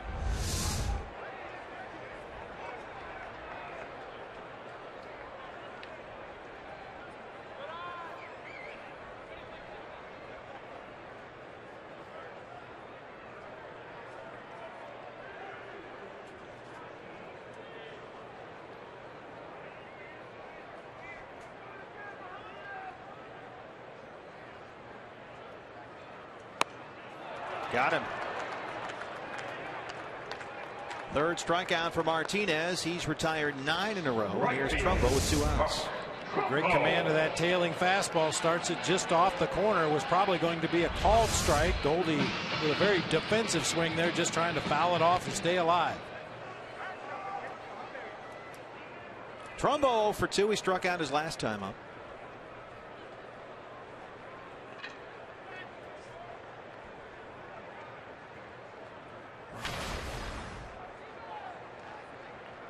The 0 for 4 Sunday for Mark snapped a 7-game hit streak.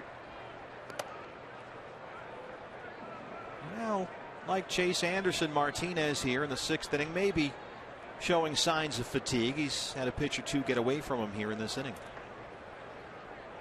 Now, pitch count still in real good shape at 77, but his catcher takes another one in the mass, this time on a short hop.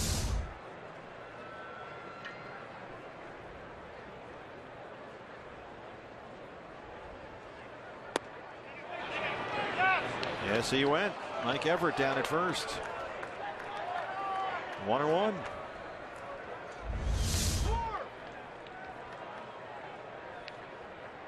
Yep. First base, Robinson. Chirinos wanted to appeal down to 3rd base initially. Maybe get a different answer down there. Mark belts it into center, a 2-out single.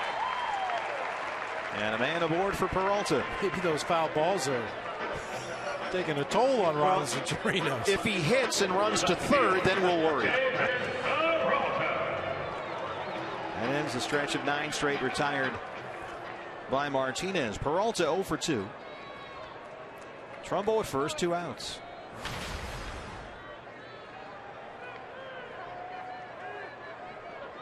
David at 250 on the year. 6 RBIs through his first 11 games.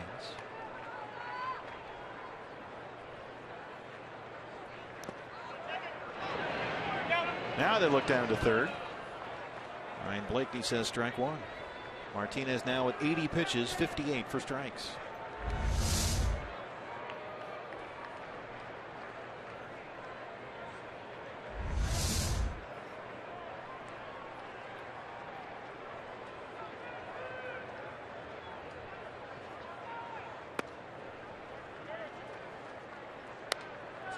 David had a pair of hits in the series at San Diego, and then 4 hits in San Francisco, including 2 doubles and a home run.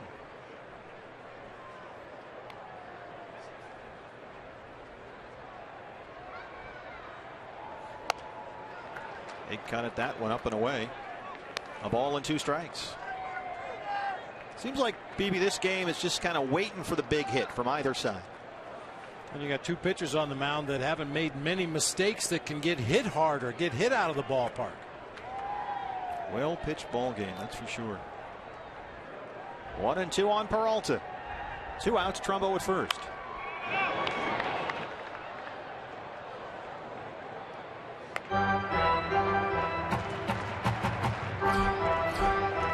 Nick Martinez. He pitched at Fordham in New York City. That's where the Rangers found him, an 18th round pick in the draft 4 years ago.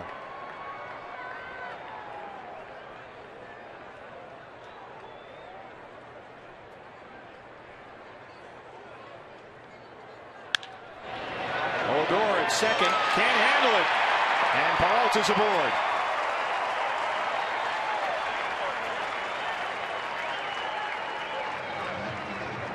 He was playing close to the first base bag, tried the backhand. It was in the glove. It's just a clank. They rule it. No, they changed it. They put single, now they've changed it to E4. Ball hit right in the middle of the glove and just popped right out. So a break for the Diamondbacks. 2 on, 2 outs for Yasmani Tomas. A big spot here for Tomas in his first Chase Field game. Now batting, third baseman, Yasmani Tomas. Tomas singled and scored back in the second. Grounded out his last time up, 1 for 2. Trumbo, the runner at second, and Peralta aboard at first. A chance to make one of our keys to the game come true right here. We said the bottom of the order, bottoms up. Yasmani Tomas with a chance to perhaps drive in the go-ahead run. Lays off the first pitch, but looks at strike 1. That was a good take right there by Yasmani. Yeah, that was a real good take. Pitch may have nipped the corner there at the knees, but that's definitely not what you want to swing at on the first pitch with runners in scoring position.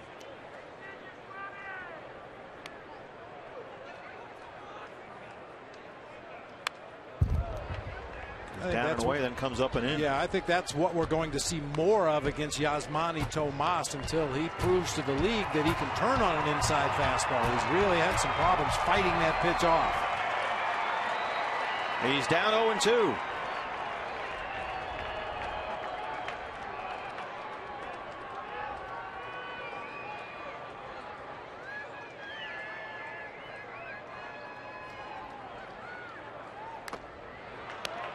Chirinos can't hang on, and Tomas stays alive.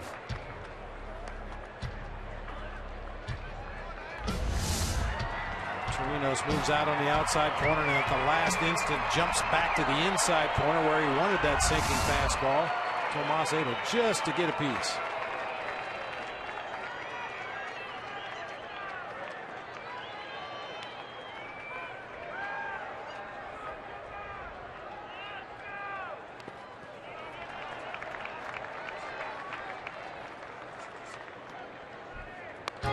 Chirinos real active back there behind the plate. We've seen catchers do this before. Yeah, he's a high fastball, right? Well, no, he's going to slide out on that outside corner for a breaking ball in the dirt. just in case the base coaches or the base runners are relaying something to the hitter at the plate. He's mixing it up pretty well back there behind the plate. A ball and 2 strikes. That's out of play. Once again, just a very subtle movement, very late, right before his pitcher's getting ready to deliver the ball. Put his right foot out like he was going to slide to the outside corner and then jump back to the inside corner again. Trumbo at second, Peralta at first. 2 outs, a ball and 2 strikes to Yasmani Tomas. Martinez about to throw his 90th pitch.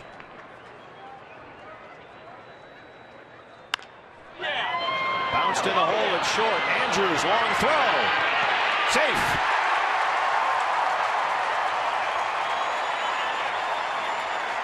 Tomas 2 for 3. Bases are loaded.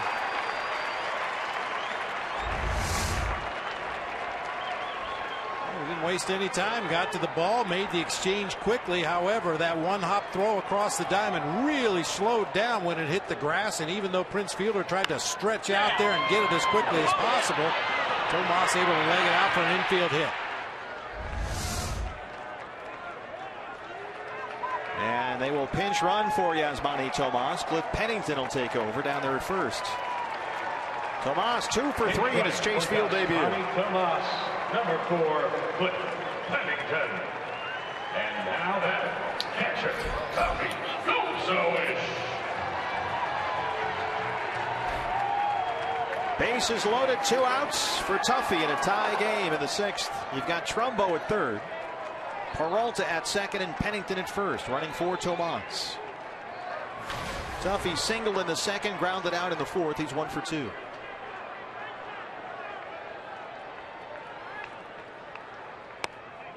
Ball 1.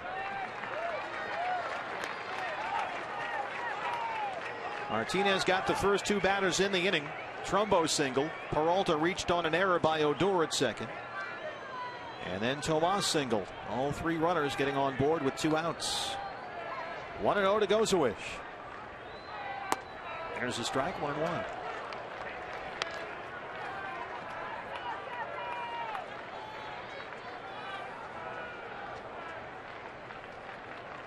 Tuffy's hit in 4 straight and 7 of his last 8.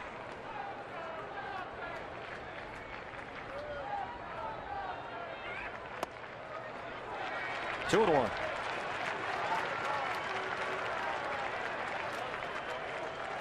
Ranger bullpen still quiet.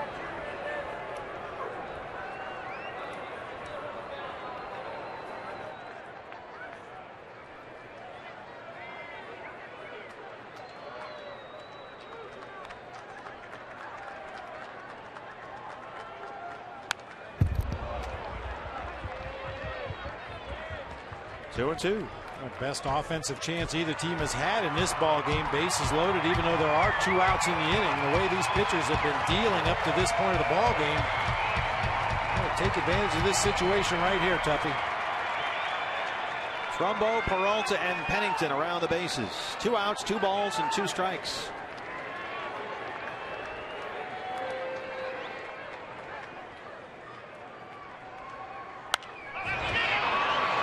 Foul ground near the Ranger dugout and in the seats.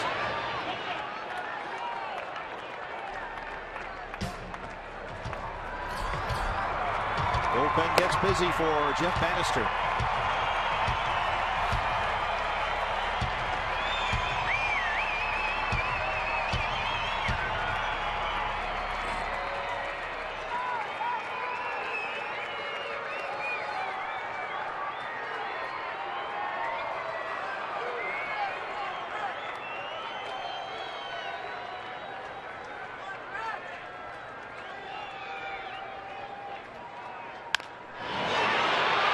Beltre at third. And the Rangers get out of the bases loaded jam. Martinez escapes. We go to the 7th. 1-1.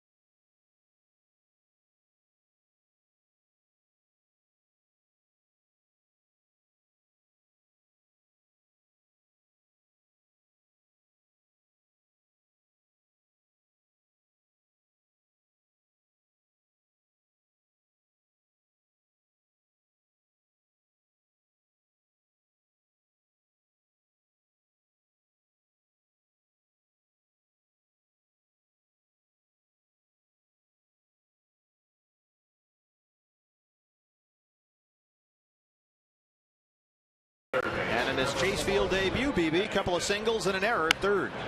Yeah, tough play down there at third on the backhand side. He fielded the one hit right to him cleanly early in the ball game. This is the opposite field hit, his first knock here at Chase Field this season. That's the backhanded error there. Might have been better served to back up and play the bigger hop. And then let the tall man have it. Yasmani with a little better wingspan than Tuffy Gosowich. And then this is a little surprising. A little more speed than we thought Tomas had. Able to leg out that infield hit on a grounder to short. And now to start the seventh, Cliff Pennington, who came in to pinch run for Tomas, takes over at third base. Shin-Soo Choo leads it off against Chase Anderson, who's retired the last 9 Ranger hitters he's faced. He had a stretch earlier in the ball game where he retired 7 straight. Choo 0 for 2. He struck out his last time up. He's been very strikeout prone this year. 11 strikeouts in 35 at bats, and he's down 0-2.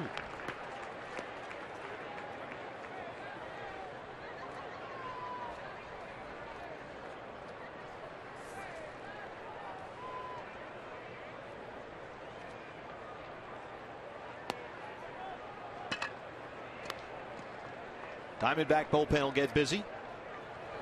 Oliver Perez, the left-hander. Evan Marshall, the righty. Keona Kela warming up in the Ranger bullpen. Roller to second. Easy play for Owens. 10 straight set down by Chase.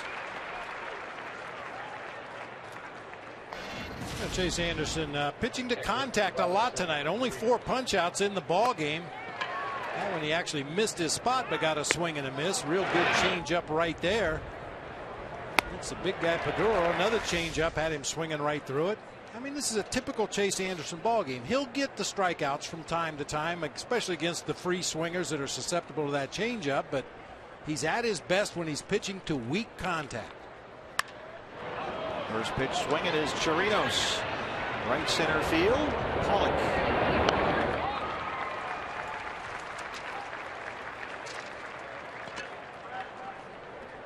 Baseball is finally here. It's happening all around us, so grab a Pepsi and some friends and get out to a D-backs game and live it. It's for the thrill of the game. Pepsi, live for now. The official soft drink of the Arizona Diamondbacks. And the key, especially in this at-bat, with 2 outs in the 7th for Chase Anderson and big Carlos Peguero up there. Avoid the mistake pitch. He's pitched a beauty of a ball game here. And you have to remember that Anderson has given up exactly 1 home run in each of his last 6 starts at home. So the key at 100 pitches now, avoid that hanger and keep it a 1-1 ball game. And he's behind 2-0.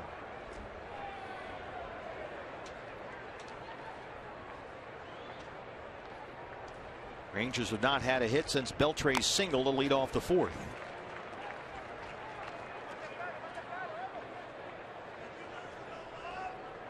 The shift for Peguero. Played most of his career with Seattle. That's where he started out. Big cut at that one. 2-2.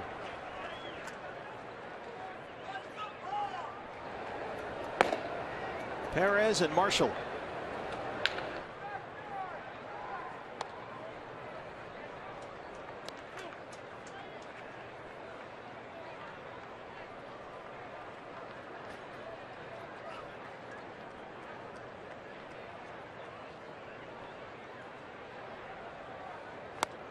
Got him.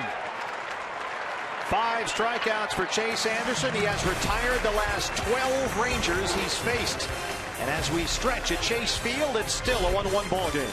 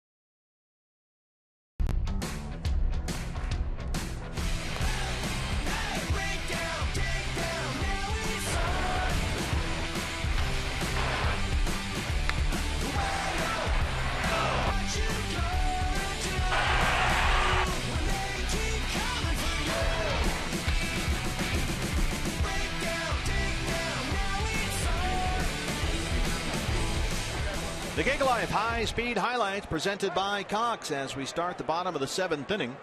And a new pitcher for the Texas Rangers. Keona Kela comes out of the Ranger bullpen, and this guy has really been a key guy back there for Jeff Bannister. He has entered a game with Texas either leading or the game tied in 6 of his first 7 major league appearances. So he has come in some big spots and done a good job. Nick Ahmed will lead it off for the Diamondbacks here in the inning. The pitcher spot is due up next, and about to make his major league debut, 30-year-old rookie Danny Dorn, who turns 31 in July, and after 10 years in the minor leagues, is about to get his first at bat in the majors.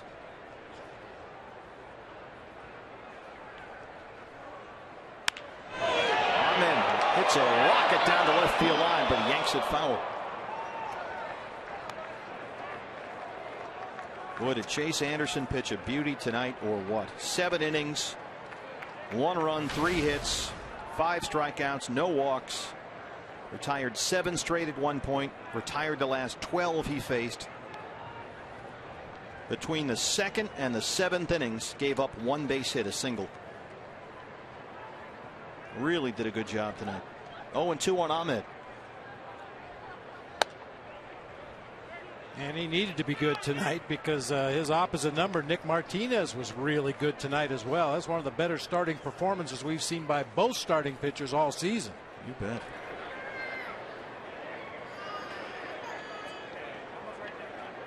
Five hits for the Diamondbacks, 3 for the Rangers. 1-2 on Ahmed. Dorn on deck. Beltre all those gold gloves down there, 1 out. And now the first major league at bat for Danny Dorn. Comes right here as a 30-year-old rookie, 2 months shy of that 31st birthday. 10 years in the minor leagues, where he was a career .280 hitter. Called up from AAA Reno after a very good spring in big league camp with the Diamondbacks this year. And he was, as you see here, hitting .474 with Phil Nevin's aces, including a pair of homers. His batting average was leading the Pacific Coast League. His on-base percentage was leading, and he was 2nd in slugging percentage. Hit safely in all 9 of his starts down there for Phil Nevin. Takes a cut at the first pitch he sees in the major leagues, and it's a strike. Dorn played all of last year with Reno. 73 games, hit .304 with 12 homers. And a 25 home run season 2 years ago, playing AAA ball in the Tigers system at Toledo. Lays off that one. It's 1-1. Danny Dorn, first 6 years of pro ball in the Reds organization.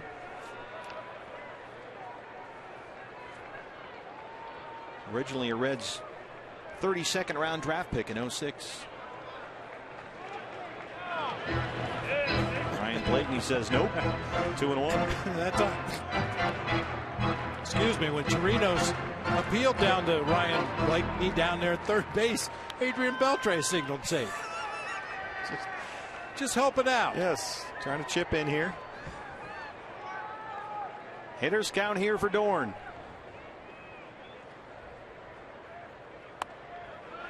Three and 1.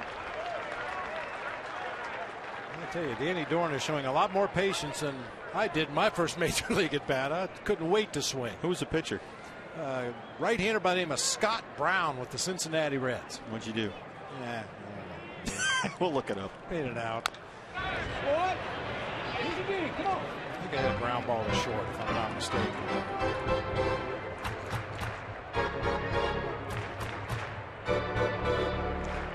How old were you? 27 when I made it to the major leagues. And had never been to a big league spring training or a September call up or instructional league or any of it. I just outlasted everybody. Well, so was Danny Dorn. 3 balls and 2 strikes. Good AB.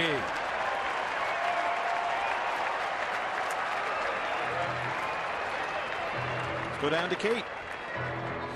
Just feet away from Chip Hale and Turner Ward, they were really cheering on Danny pitch for pitch at that. And Chip said he really had to take into consideration, given the years Dorn has logged in the minors, just how amped he was for that first at bat. But he thought that if he could get on base after that, instinct will kick in, because he has logged considerable time in the minors, and he thinks that game experience will pay off. And he looked really good this spring, too, offensively and defensively, so it's good to see Danny here. A.J. Pollock, 0 for 3.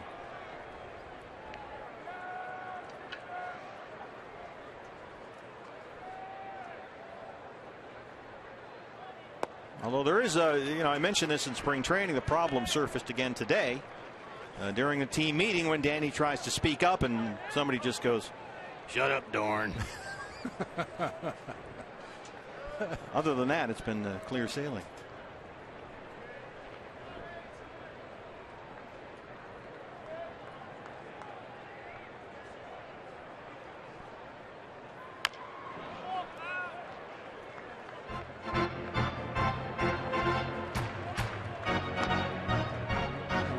To the game tonight was bottoms up. We wanted to see the guys at the bottom help out a little bit more with the offense, and they've done that a little bit more. One run comes from the bottom of the order. Only one strikeout in the 5 through 8 hitters, 3 for 12 combined. 3 of the 5 hits and the run.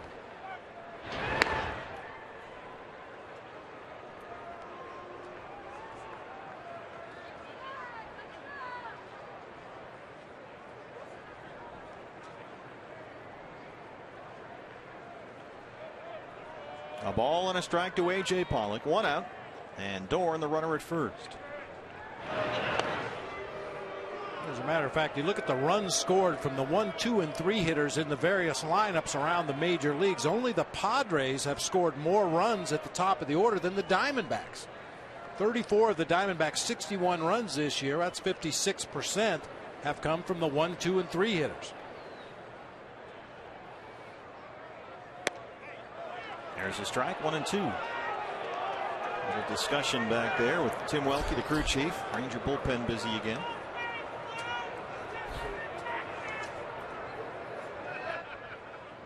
Sean Tollison down there.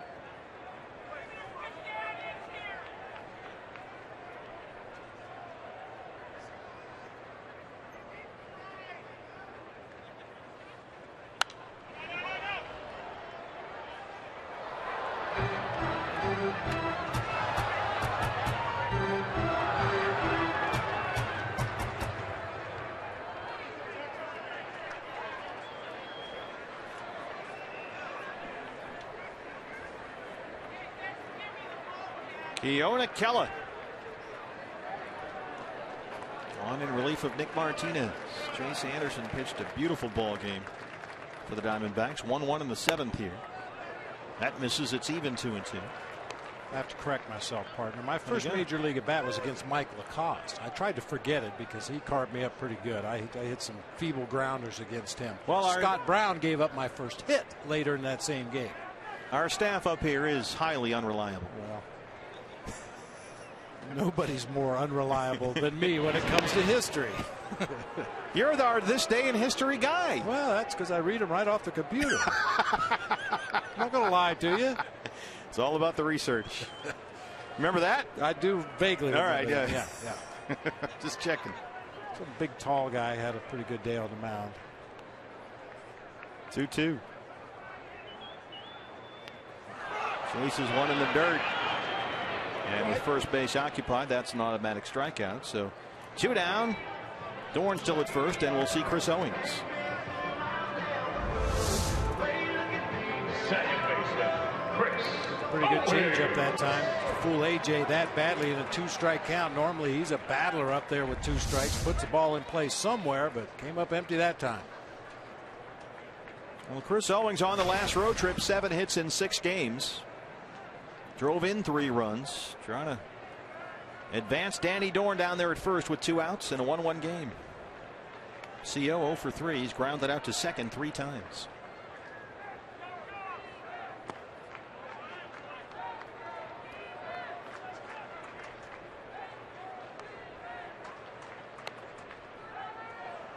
CO's been talking to just about everybody, trying to look for answers as he battles this slump. One guy I spoke with was Andy Green. Andy Green said, you know, hey, I started once in AAA 0 for 14 and I won the MVP award that year, so don't worry about it. And sure enough, Owings belts it into the gap in right center field. Dorn will take the turn and head for third. Owens will stop there at first. They're on the corners with 2 outs for Goldie.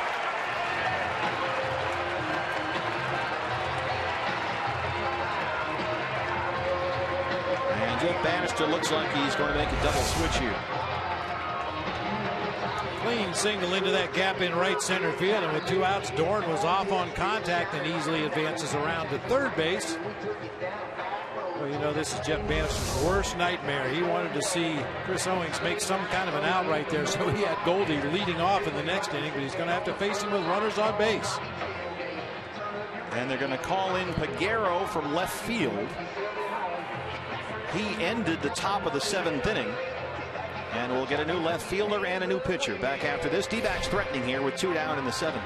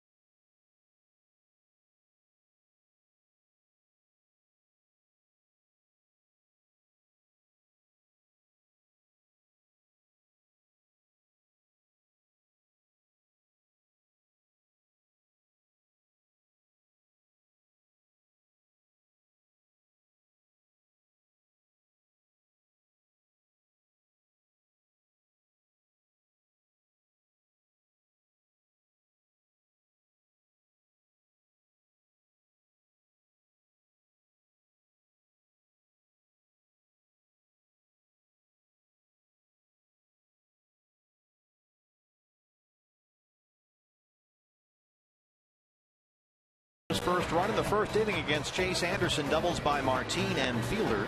Diamondbacks answered in the second, singles by Tomas and Gozawish, an RBI ground out by Ahmed.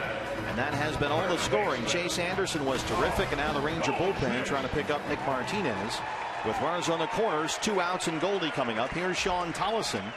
His first 5 appearances this year were scoreless, but he came into the 7th inning Sunday at Seattle and gave up a run. So here's hoping history repeats itself. Double switch is in there. Jake Smolinski takes over for Peguero in left field. Dorn is at third and Owings at first. 2 outs for Goldie.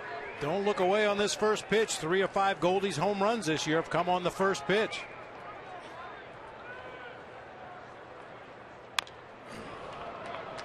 You almost had it. Almost. I'm trying hard. All 5 of his homers have come with runners on base. 3 with 1 teammate aboard, and twice he had 2 teammates aboard.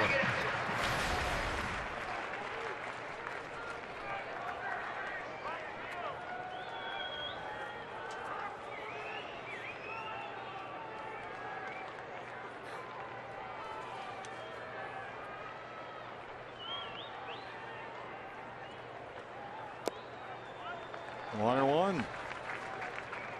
Smolinski will bat 9th in the Ranger order. Pitcher spot is now 7th for Texas. 2 on, 2 out, a ball and a strike.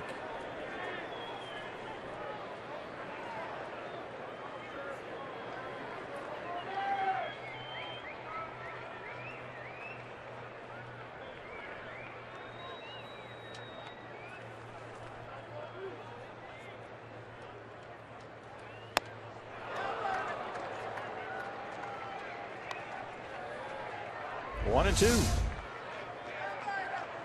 93-mile-per-hour fastball out there just off of the corner. Tollison basically a 2-pitch guy. Fastball, changeup. He does have a slider he'll throw to righties occasionally, but really relies heavily on that fastball in the low 90s and the changeup in the low 80s.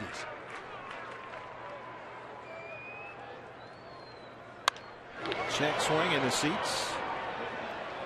Another fastball there at 93. Goldie has singled, walked, and struck out tonight. Chirinos went the other way, had his glove on the ground, making you believe they were going to try to bounce a breaking ball or a changeup. Instead, threw the high fastball.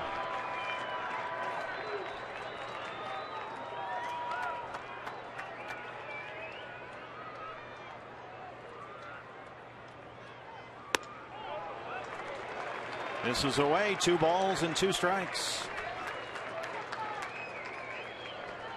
Goldie leading the league in RBIs. Tied for the league lead in home runs. Trumbo would be next.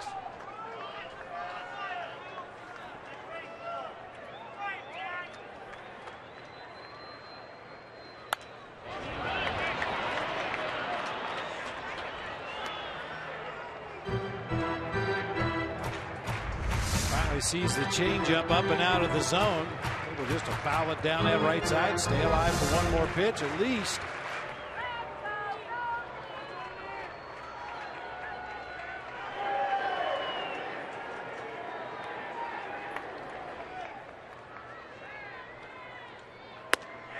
Got him.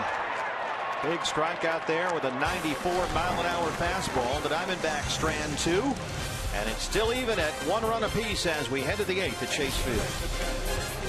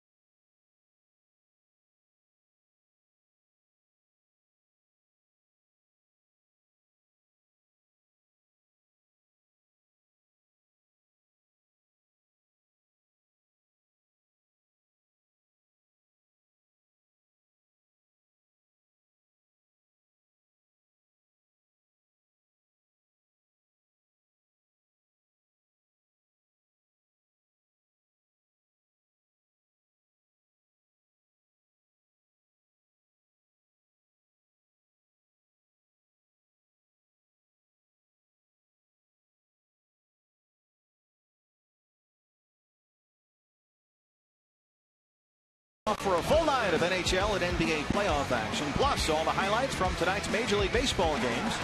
Fox Sports Live tonight at 10 on Fox Sports 1 or right here on Fox Sports Arizona, right after Diamondbacks Live postgame show. 8th inning here at Chase Field, 1-1 ball game, Rangers and Diamondbacks, and the new pitcher for Arizona, the right-hander Daniel Hudson. 5th game of the season for Daniel. In his previous 4 2/3, he surrendered only 3 base hits, 1 strikeout, no walks. Ball really been coming out of his hand nice lately. Velocity consistently in the mid to upper 90s. Diamondbacks are going to be very careful with his workload, especially early in the season, but it sure looks good for Daniel Hudson in the early going. He has been very effective.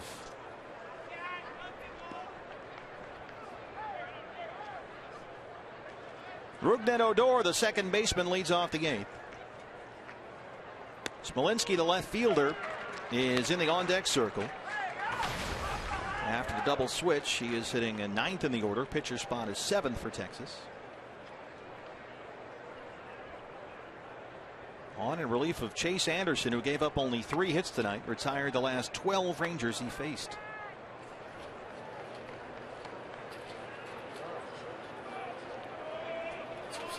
Patrick Corbin and David Hernandez on their way back from Tommy John surgeries, pitching parts of a simulated game here this afternoon. Tailor-made hop to CO. Hey fans, we invite you to play Kachinko by signing up at one of the 16 interactive kiosks right here at Chase Field during any Diamondbacks regular season home game. Jake Smolinski, 3 for 21 at the plate this year. He's got a double and a home run. In fact, homered in the Rangers game Sunday at Safeco Field in Seattle.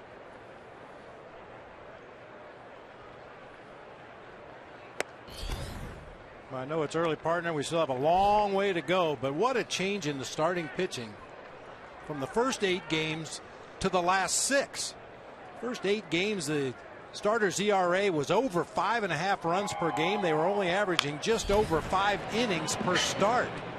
In the last 6, the ERA is under 2 at 1.93, and they're averaging 7 innings per start. And what a difference that makes for a pitching coach and a manager when your starter gets you into that 7th inning.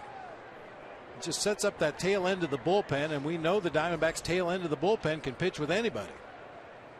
And the first time through the rotation, there were concerns. No one was really going 5 or 6 innings, and now the second or third time through, it's been very much the opposite. Outstanding, and boy, Chase was great tonight. 2-1 on Smolinski.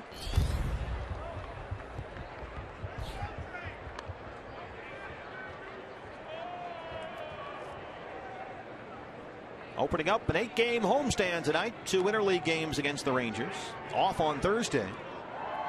Pirates are in here for 3 over the weekend, and then the Rockies for 3 starting on Monday. So come on down to Chase Field, dbacks.com/tickets. 3-2 on Smolinski.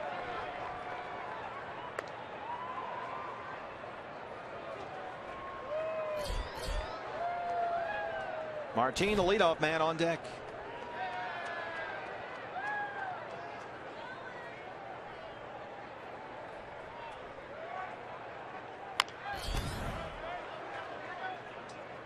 Smolinski, 24 games with Texas last year, and he did really well. He hit nearly .350 with 3 home runs, most of that as a September call-up.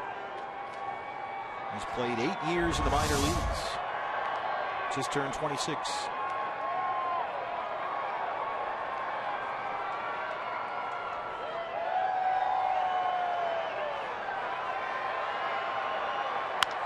Hard to third. Pennington knocks it down. Long throw. And they won't get him.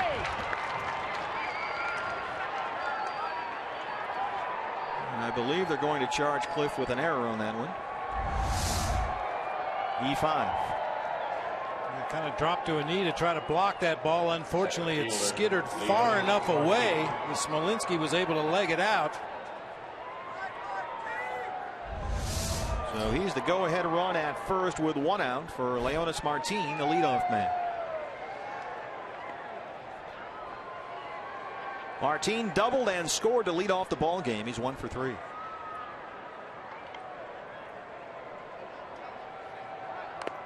Goes bunt. That one got toughy.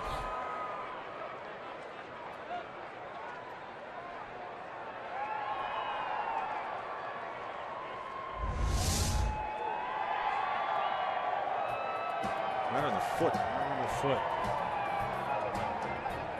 Watch as he's coming up out of his crouch when the ball hits him. The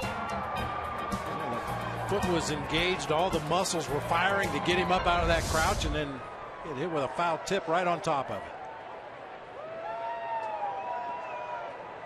Pennington 1 step in on the grass at third. Goldschmidt holding Smolinski on the bag at first.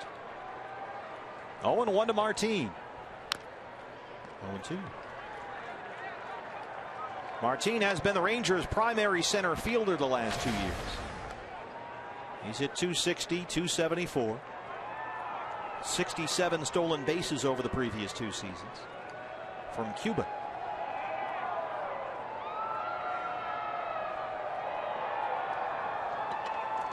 Now with 2 strikes, Pennington will back up at third. The 0-2. This is inside at 96.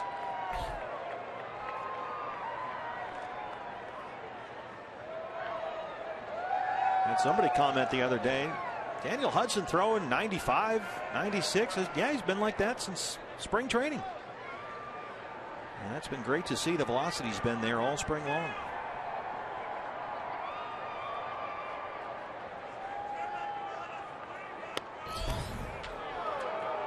This is that time in 96. It's even 2-2.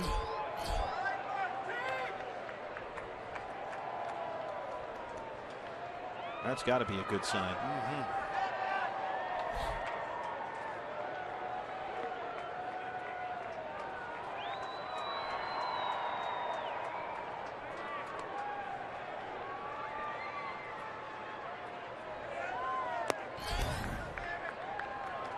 Well, he went to a full count on Smolinski, and he's 3-2 on Martin. With Andrews on deck, Fielder behind him.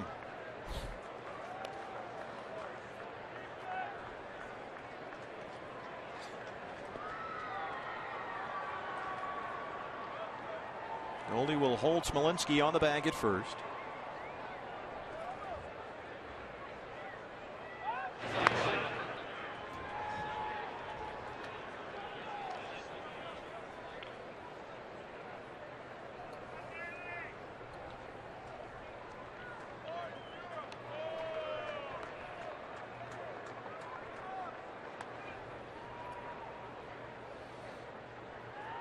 There goes Smolinski from first. It's ball 4. So Hudson loses Martin, and the Rangers have 2 on and 1 out for Elvis Andrews. Shortstop. Good one coming up tomorrow. Archie Bradley, his string of facing aces continues. He started with Clayton Kershaw, then Madison Bumgarner. Tomorrow he gets Giovanni Gallardo. And unlike his first 2 starts in the major leagues, where we warned him, don't worry about the opposing pitcher, just worry about the opposing lineup, you better pay attention to Giovanni Gallardo. This guy's a .221 lifetime hitter with 12 career homers. So he's going to have to pitch to a 9-man lineup tomorrow. And he has been tough on the Diamondbacks from his Milwaukee days. Elvis Andrews 0 for 3. Nice block by Tuffy. Had to get way out there that time. Yeah, Tuffy got hung with a real tough pass ball in that San Francisco series, catching Ruby De La Rosa, who was throwing extremely hard and missed his spot from one side of the plate to the other. And Tuffy was hung with the pass ball. Those are the ones you like to see the official score go down to the clubhouse after the game and say, what happened there? You know, because do some detective work. Yeah, Tuffy had blocked about 1,000,000 pitches in the dirt. Nothing was getting by him in that series, and you have to believe that the guy throwing as hard as Ruby De La Rosa was throwing against the Giants, missing from one side of the plate all the way across to the other side. Yeah, I would have considered giving that one a wild pitch. Smolinski is the runner at second. Martin with good speed at first. 1-0 to Elvis Andrews.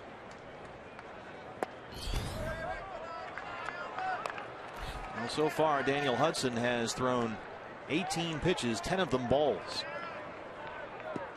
Struggling for some control here.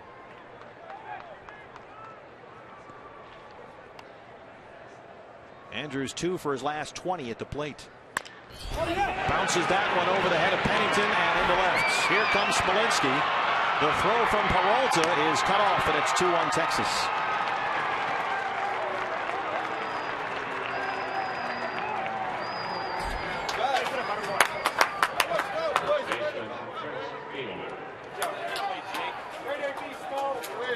Takes advantage of that hard dirt out in front of a home plate. This trampoline base hit, one bounce all the way out to left field. Cliff Pennington has no chance to get to it. Nick Ahmed could only watch it go by.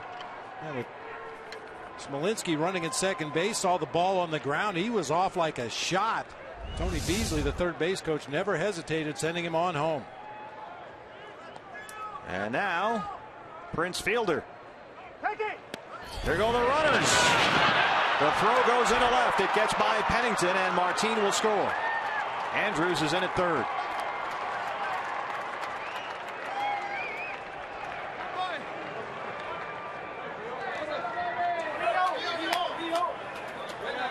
(3-1) Rangers.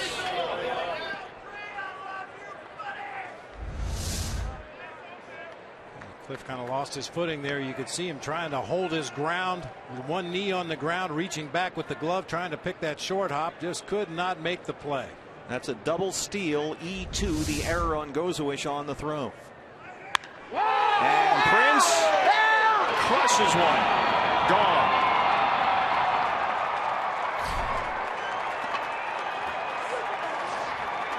His first home run this season. And it's 5-1 Texas.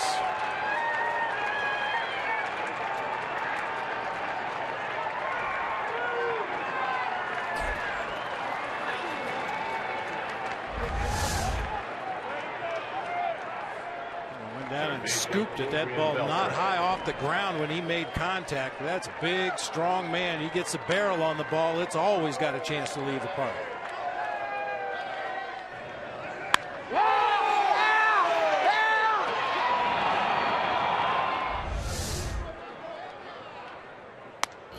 So quickly, a 4-run Rangers 8 makes it a 5-1 game, and here's Beltre.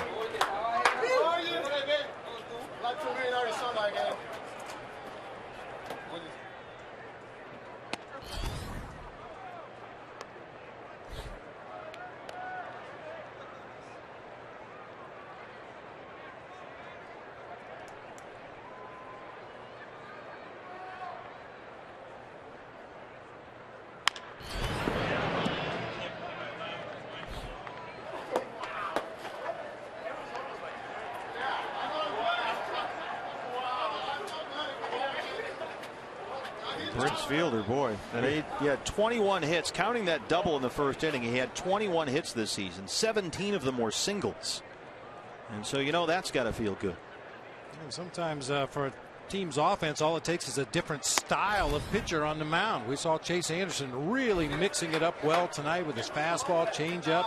Didn't see a lot of curveballs, but he threw a lot of off-speed pitches. Daniel Hudson comes in throwing mid-90s fastballs, and these Rangers light up.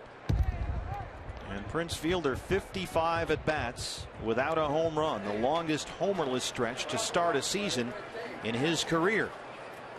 Before that one, his first of the year. And Hudson again with a full count, this time to Beltre.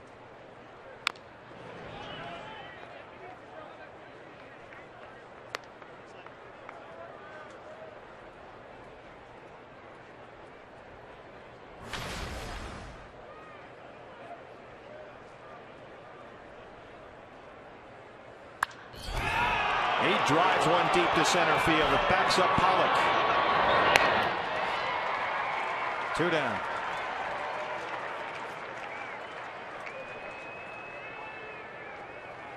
Right fielder Shin-Soo Choo. Brings up Shin-Soo Choo. Choo 0 for 3. He has struck out and grounded out twice. And is now 2 for 24.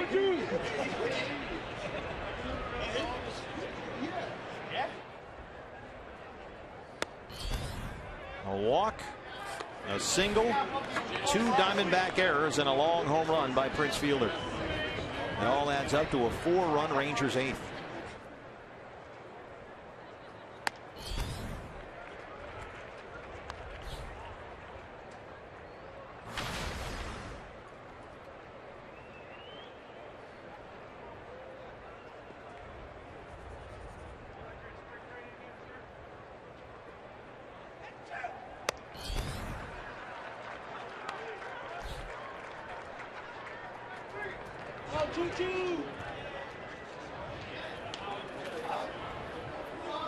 Prince Fielder, just 3 home runs all last year.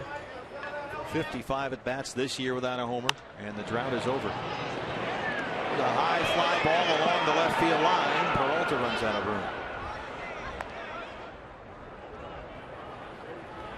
6 seasons with at least 30 home runs.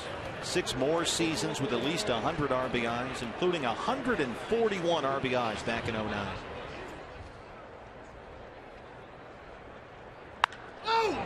Choo gets one very high in the air to right field. Trumbo's under it. And that's it. But it's a 4-run Rangers 8. 2 D-backs errors and a long home run by Prince. They lead at 5-1.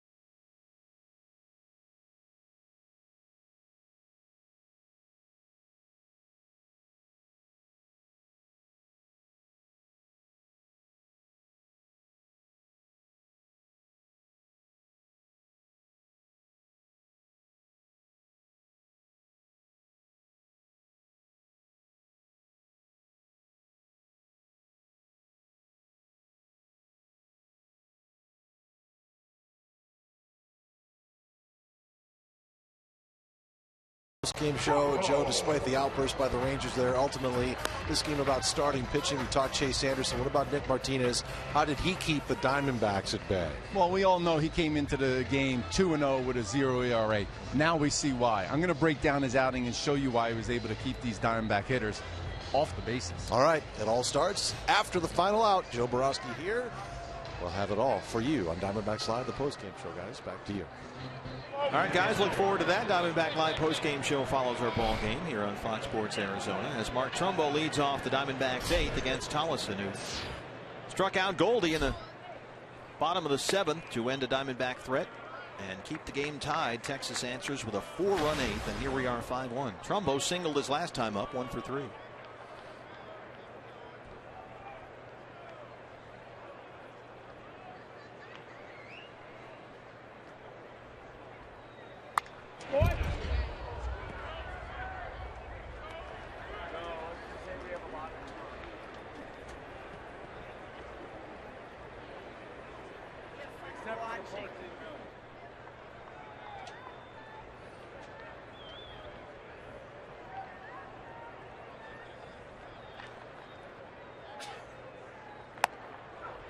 Well, we heard the news about Jake Lamb today on the DL with a stress reaction in his left foot. Immediately you think about Mark Trumbo, who through spring training played through plantar fasciitis in that foot. It developed into a stress fracture, and that's a big distinction. Jake's is a stress reaction. But Mark was out nearly 3 months, missed 71 games. And Chirinos holds on. That's the strikeout, 1 down. Left fielder, David Peralta. David Peralta reached on an error his last time up. He's 0 for 3.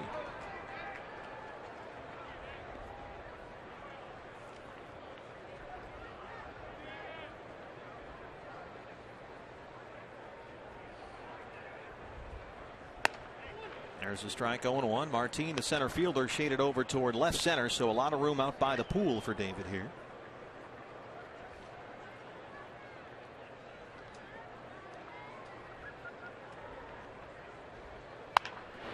And roller, Odor at second. 2 down.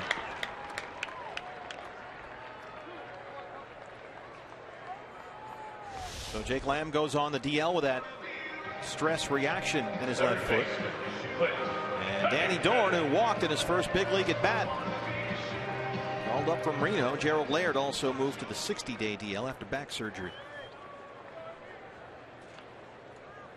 Here's Cliff Pennington, who took over for Tomas. Yeah, we heard about Jake Lamb's hopefully his recovery would be a couple of weeks in that walking boot, and then maybe another week after that.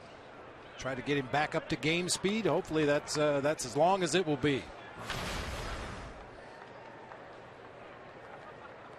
Cliff Pennington came in to pinch run for Yasmani Tomas. Tomas 2 for 3 with a pair of singles in his Chase Field debut. And Cliff stayed in to take over at third base.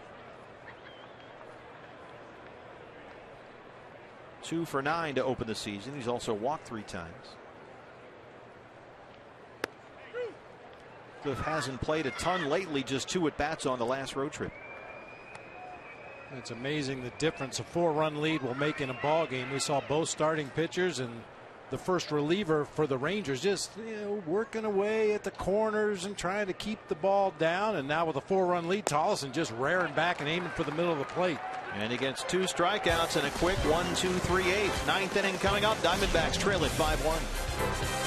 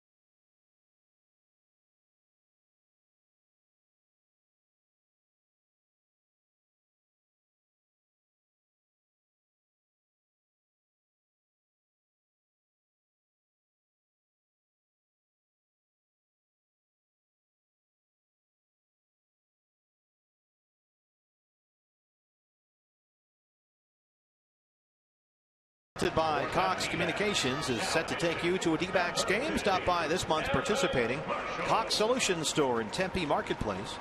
And there you can enter to win 2 seats on the Fan Express bus to the Diamondback game here at Chase Field on May 9th. You got to hurry, though. Registration ends this Saturday. For more information, visit foxsportsarizona.com. We roll into the 9th inning here. Evan Marshall on for the Diamondbacks. He'll face Chirino, the pitcher spot, and Odor, 6, 7, and 8 in the Ranger 9th. 6th appearance this year for Evan. The ERA is over 6, and he's been a little uncharacteristically hittable so far this year. Yeah, he's really resorted to throwing a lot of off-speed pitches, especially when he's in some trouble out there. A lot of change-ups, a lot of breaking balls. Just hasn't commanded his fastball as well as we saw him last season. Robinson Chirinos, the catcher, 0 for 3. Pitcher spot is due up next, and Mitch Moreland is in the on-deck circle.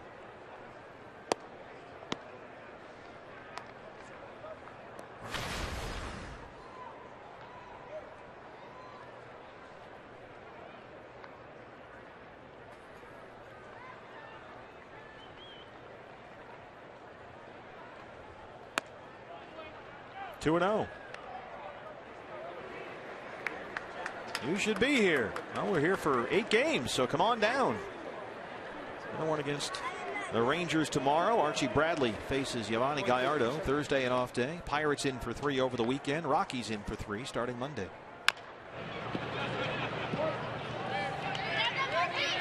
Come down to third base coach Tony Beasley.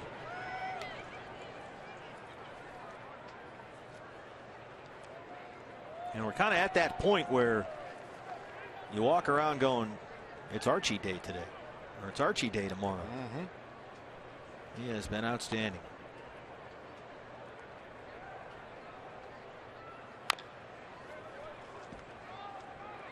And it's funny, I think back to Mark Fidrich. Remember Mark Fidrich, the Bird, his rookie year with the Tigers?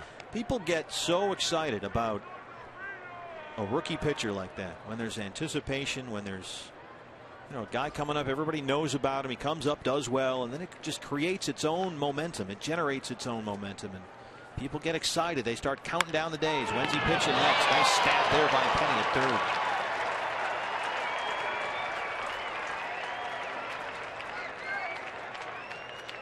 That's why they call it the hot corner. Very little chance to react. Cliff Pennington just a lean and fall to the left right there. Bullet off the bat of Chirinos that time. Left-hand hitting power hitter Mitch Moreland is in there.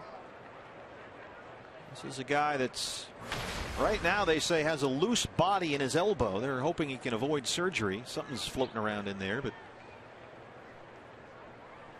he's at 276 with a homer through his first 10 games. It's the left elbow, and so Prince is out there defensively. It's interesting, Prince, they don't have the DH obviously, but Prince said the other day, Moreland's a better player than I am at first base. He should be playing first because he's better defensively than I am. But with that elbow now, they've had to go with Fielder at first in this series. Loose bodies in his elbow. Yeah. That usually means bone chips. Could be bottle caps and glass shards and pieces of broken bat. It's like you dip a fishing line into the East River and you pull up a license plate. You never know what you're going to get.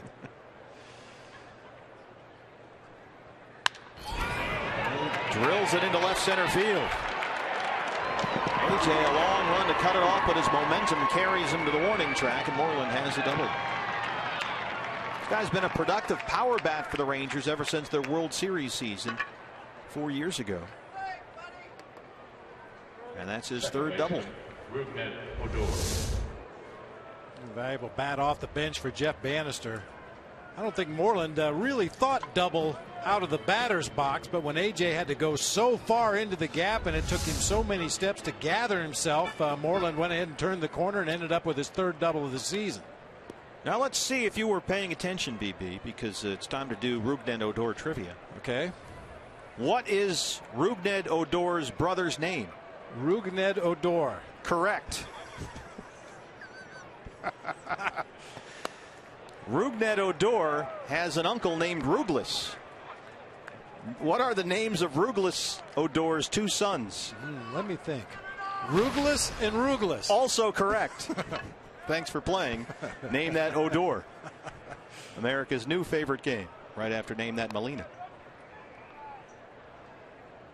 0-1.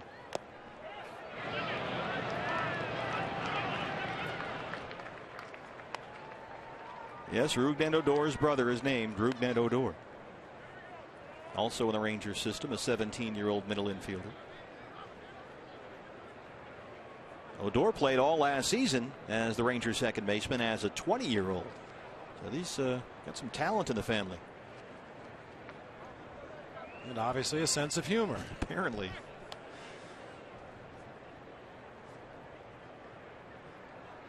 Yeah, Odor played over 100 games with Texas last year. Hit .259 with 9 home runs. Made his big league debut last May. Was the youngest player to appear in a major league game last season. Orland will stay put there.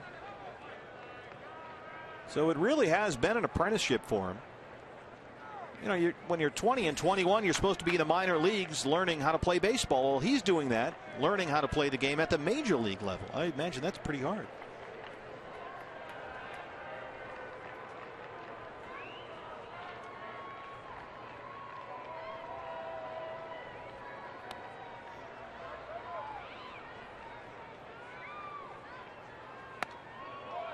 Two and two. And it helps to have a veteran mentor like Adrian Beltre over there at third base, even though they don't play the same position. You know, Beltre was a youngster at the major league level, has had an outstanding career. Some would say a Hall of Fame career. And I'm sure Beltre has helped not only Odor, but also Andrus right next to him on that left side of the infield get over some of the speed bumps of being a major leaguer at such a young age. Goldie has it. Marshall has to hustle to get over to the bag. And he's there in time as Moreland moves up 90 feet.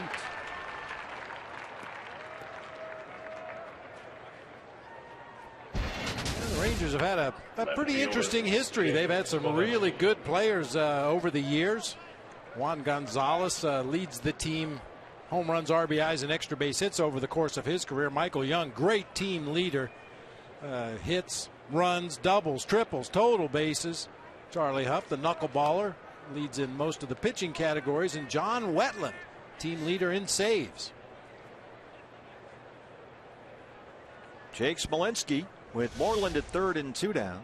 Smolinski reached on an error and scored a run his only time up. He had a few other good ball players too. Pudge Rodriguez, arguably one of the best catchers in the history of the game. Toby Harrah. Yeah, Buddy Bell. A-Rod for a while. Pudge Rodriguez, we say him already? Yeah. Nolan Ryan wasn't bad. He was okay, yeah.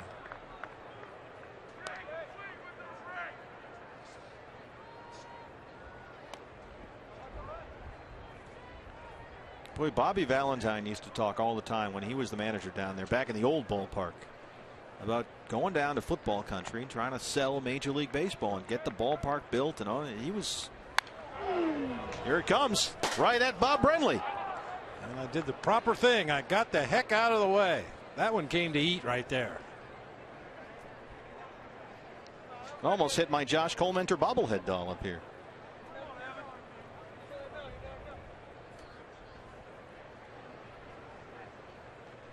I learned the hard way not to try and catch those. I used the same theory I used to use behind the plate. Wait till it stops rolling and then go pick it up. I mean, that one came whistling right over our monitors, hit our backdrop. See if we can see it. Scary. Everybody diving for cover under the table. Our highly unreliable staff member up here was the first guy on the ground. Smolinski walks. So they're on the corners now for Martin. And Chip Hale is going to make a move. He's got Oliver Perez warming up there. And with Martin, the lefty, coming up, he'll go to the left-hander. Pitching change here at Chase Field. D-backs trail at 5-1 in the ninth. Back after this.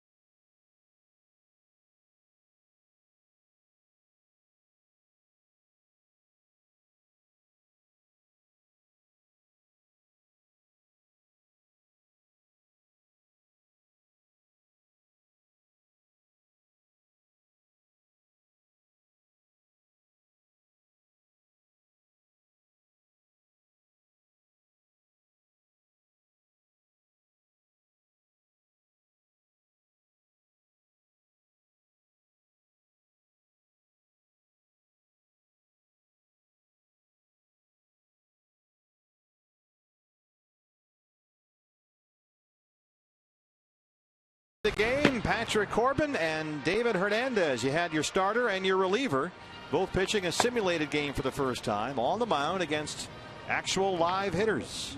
And that's our Chaz Roberts air conditioning cool play of the game. Good to see those guys getting closer and closer to coming back. Diamondbacks were guaranteed to win that simulated game. Mark Reed busy back there, the bullpen catcher. Reed are getting some game action. Both guys coming off Tommy John surgery, so hopefully David sometime in May and then Patrick sometime in June. Oliver Perez right now with 2 outs and runners in the corners in the 9th, facing Leonis Martin, who has doubled, walked, and scored twice. Smolinski will take off and take second. Defensive indifference.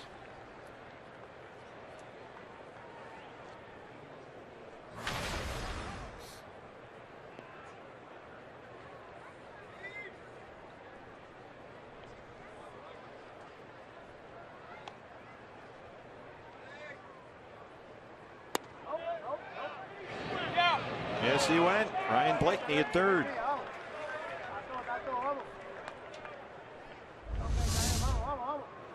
Good slider from Oli Perez. That's far enough.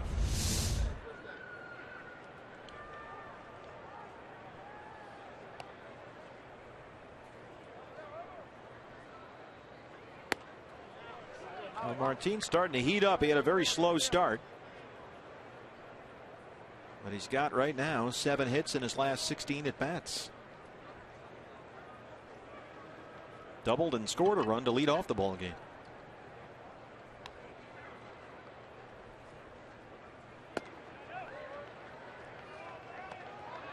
Ollie behind 3-1.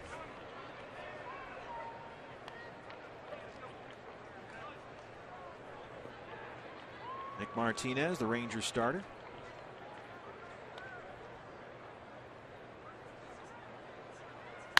Base hit. Moreland scores. They will wave Smolinski. The throw from Trumbo is cut off, and it's 7-1 Rangers.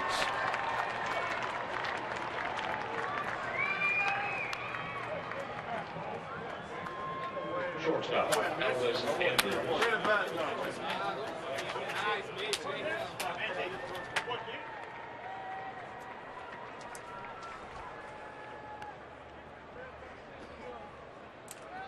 Elvis Andrews. You need this inning to end right here with this batter. You don't want that big guy in the on deck circle starting to heat it up. Hit a long home run in his last at bat, did Prince Fielder.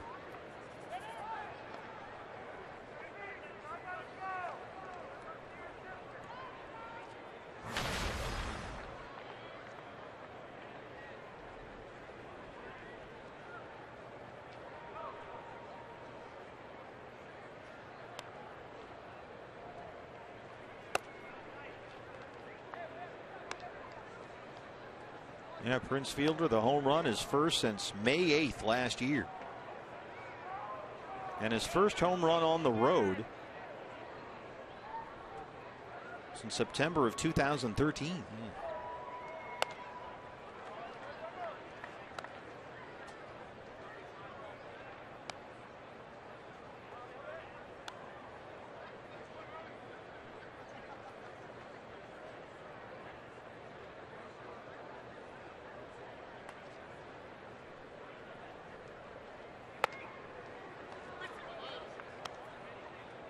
Three-0. Diamondbacks in the bottom of the 9th will have the bottom 3 in the order. Gozuish, Ahmed in the pitcher's spot. Taken all away, looks at strike 1.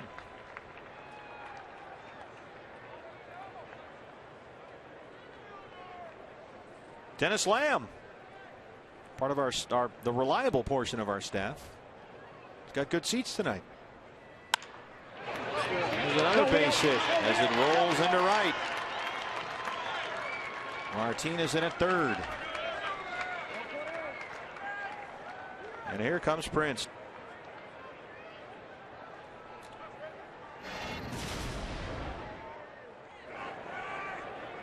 The night for Prince Fielder. Started off with this RBI double in the first. deep to the gap in left center field. And then the home run in the 8th, his first of the year. Hitting coaches, a lot of times, especially with big power hitters like Prince Fielder, they'll tell you that a hard hit ball to the opposite field is a good sign. It means they're staying back on the ball, they're getting through it, driving it to the opposite field the way Prince Fielder did in his first at bat with that RBI double, and pays off later in the ball game with a long 2-run homer to right field.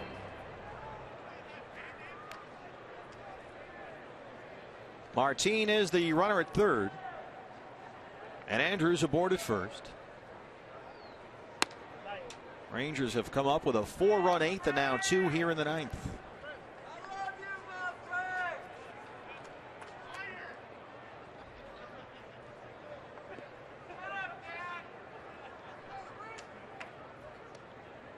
The bottom of Prince Fielder's bat there. It's a new model for him. There's no knob on the bat. And he used to get these big calluses that would form on his right hand, right on the palm of the hand. And so he's gone to a little heavier bat. It's 34-ouncer, and it's got kind of no knob down there. Yeah, kind of flared at the end where the knob would normally be very pronounced. Popped up a mile high behind second base.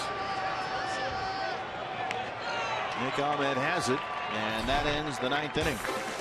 But the Rangers get 2 more. They lead at 7-1 as we go to the bottom of the 9th.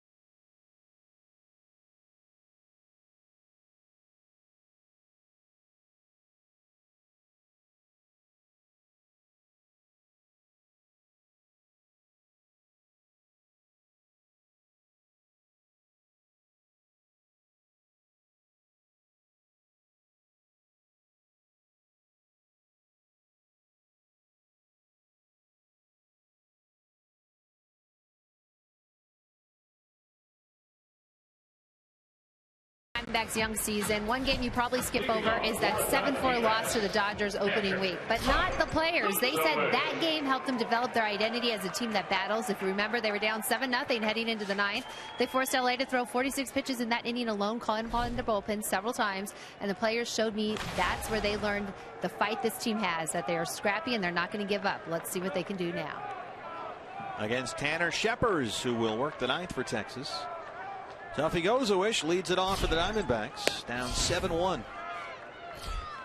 After the Rangers came up with 4 in the 8th and 2 in the 9th. Mitch Moreland will stay in the ball game, and he'll take over at first base for Prince Fielder. Tuffy 1 for 3, a single in the 2nd.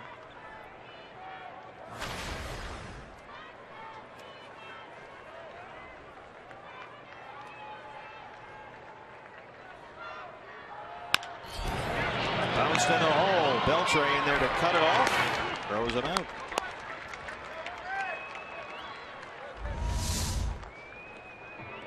Adrian Beltre, he's done this once or twice. Yes, he has. He has been so good down there for so long, so unheralded at that position. 4 Gold Gloves. Yeah, he has a special relationship with the guy playing to his left out there, Elvis Andrus. They like to mess around with each other from time to time. Nick Ahmed.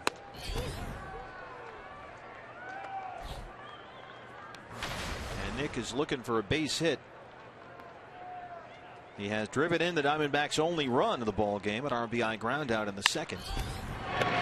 Beltre one more time, smothers it, spins and throws. But Moreland can't hang on. Ahmed's aboard. So that's an error on Beltre at third. Well, now they're going to change it. E3, they say. He's got 4 gold gloves. It can't be on him. Snared that ball behind his body, spun around with his back to his target. That's got to be an E5. That throw was in the dirt. Maybe Moreland should have picked it out of the dirt, but the throw is not over there in the air. The error has to be on the third baseman. Well, it's up there as E3. Ender and Ciarte will hit for the pitcher's spot. Ender at 327 on the year. And they've changed it back. Now it's E5. You have been heard, Mr. Brenly. So change that back to E5. I just happened to see the replay before the official score did. That's all. It's just about technology.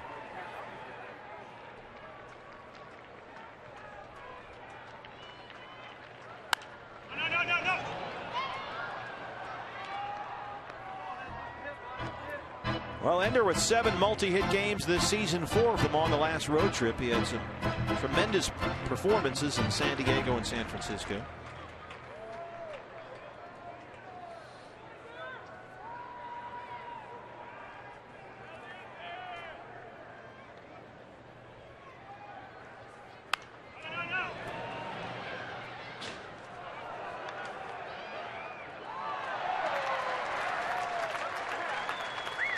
Diamondback Live postgame show right after our ball game. Todd Walsh and Joe Borowski.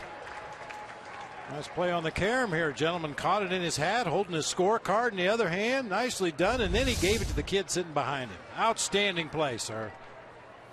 Got the old school colors on, scoring the game. That's tremendous. I think, BB, we might have to hand out our first contract of the year. Just for the uniform. Got the old school colors, scoring the game, gave the baseball to a young fan. And if Bob Brenly and I spot something that we think deserves a contract, we can hand it out. Odor. Ahmed breaks up a potential double play ball, and the inning stays alive. If you get a contract, that's 4 free tickets and a discount at the team shop. So that's a nice prize. So that's on its way to that gentleman right there. And the old ice cream hats. That wasn't an easy play. It ricocheted off the signage behind home plate. Came back down into the seating area. And that gentleman quickly whipped off that ice cream cap and made a nice play. And there's Noah Berlin from our staff on the right-hand side of your picture. Noah's down there with the news that here's a look at the play. Didn't show much range, but good reaction. He's positioned well. Yes, he is. It's all in the scouting. That's the best part of the play. Nice going, sir. A.J. Pollock.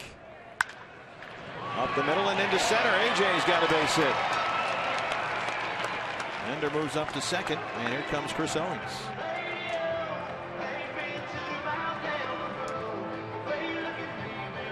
Second baseman, Chris Owings. CO singled his last time up. He's 1 for 4.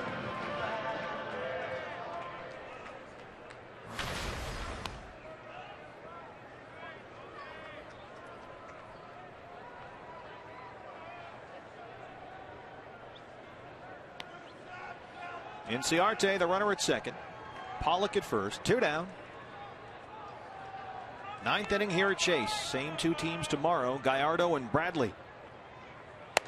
Diamondback Live pregame show starts at 6 here on Fox Sports Arizona. That's one you won't want to miss. It's Archie Day tomorrow. Maybe we need to start an Archie comic. We could have Archie Bradley and Mr. Weatherby and Jughead. Betty and Veronica.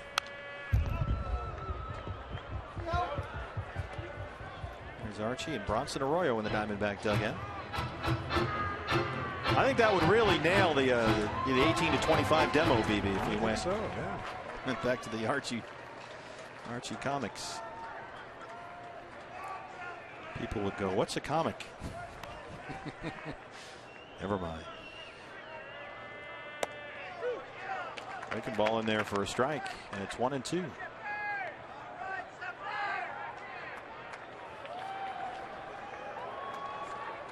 Well, it seemed appropriate. We've got Jake from State Farm.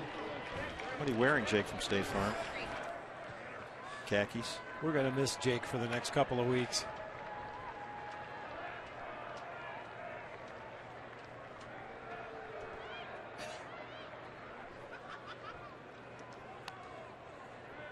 A ball and 2 strikes.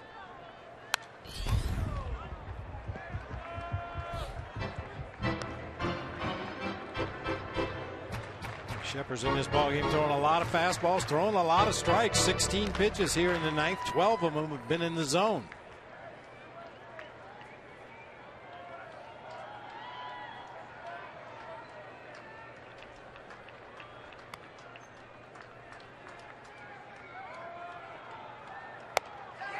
And he strikes out Owings, and that's the ball game. The Rangers take it 7-1.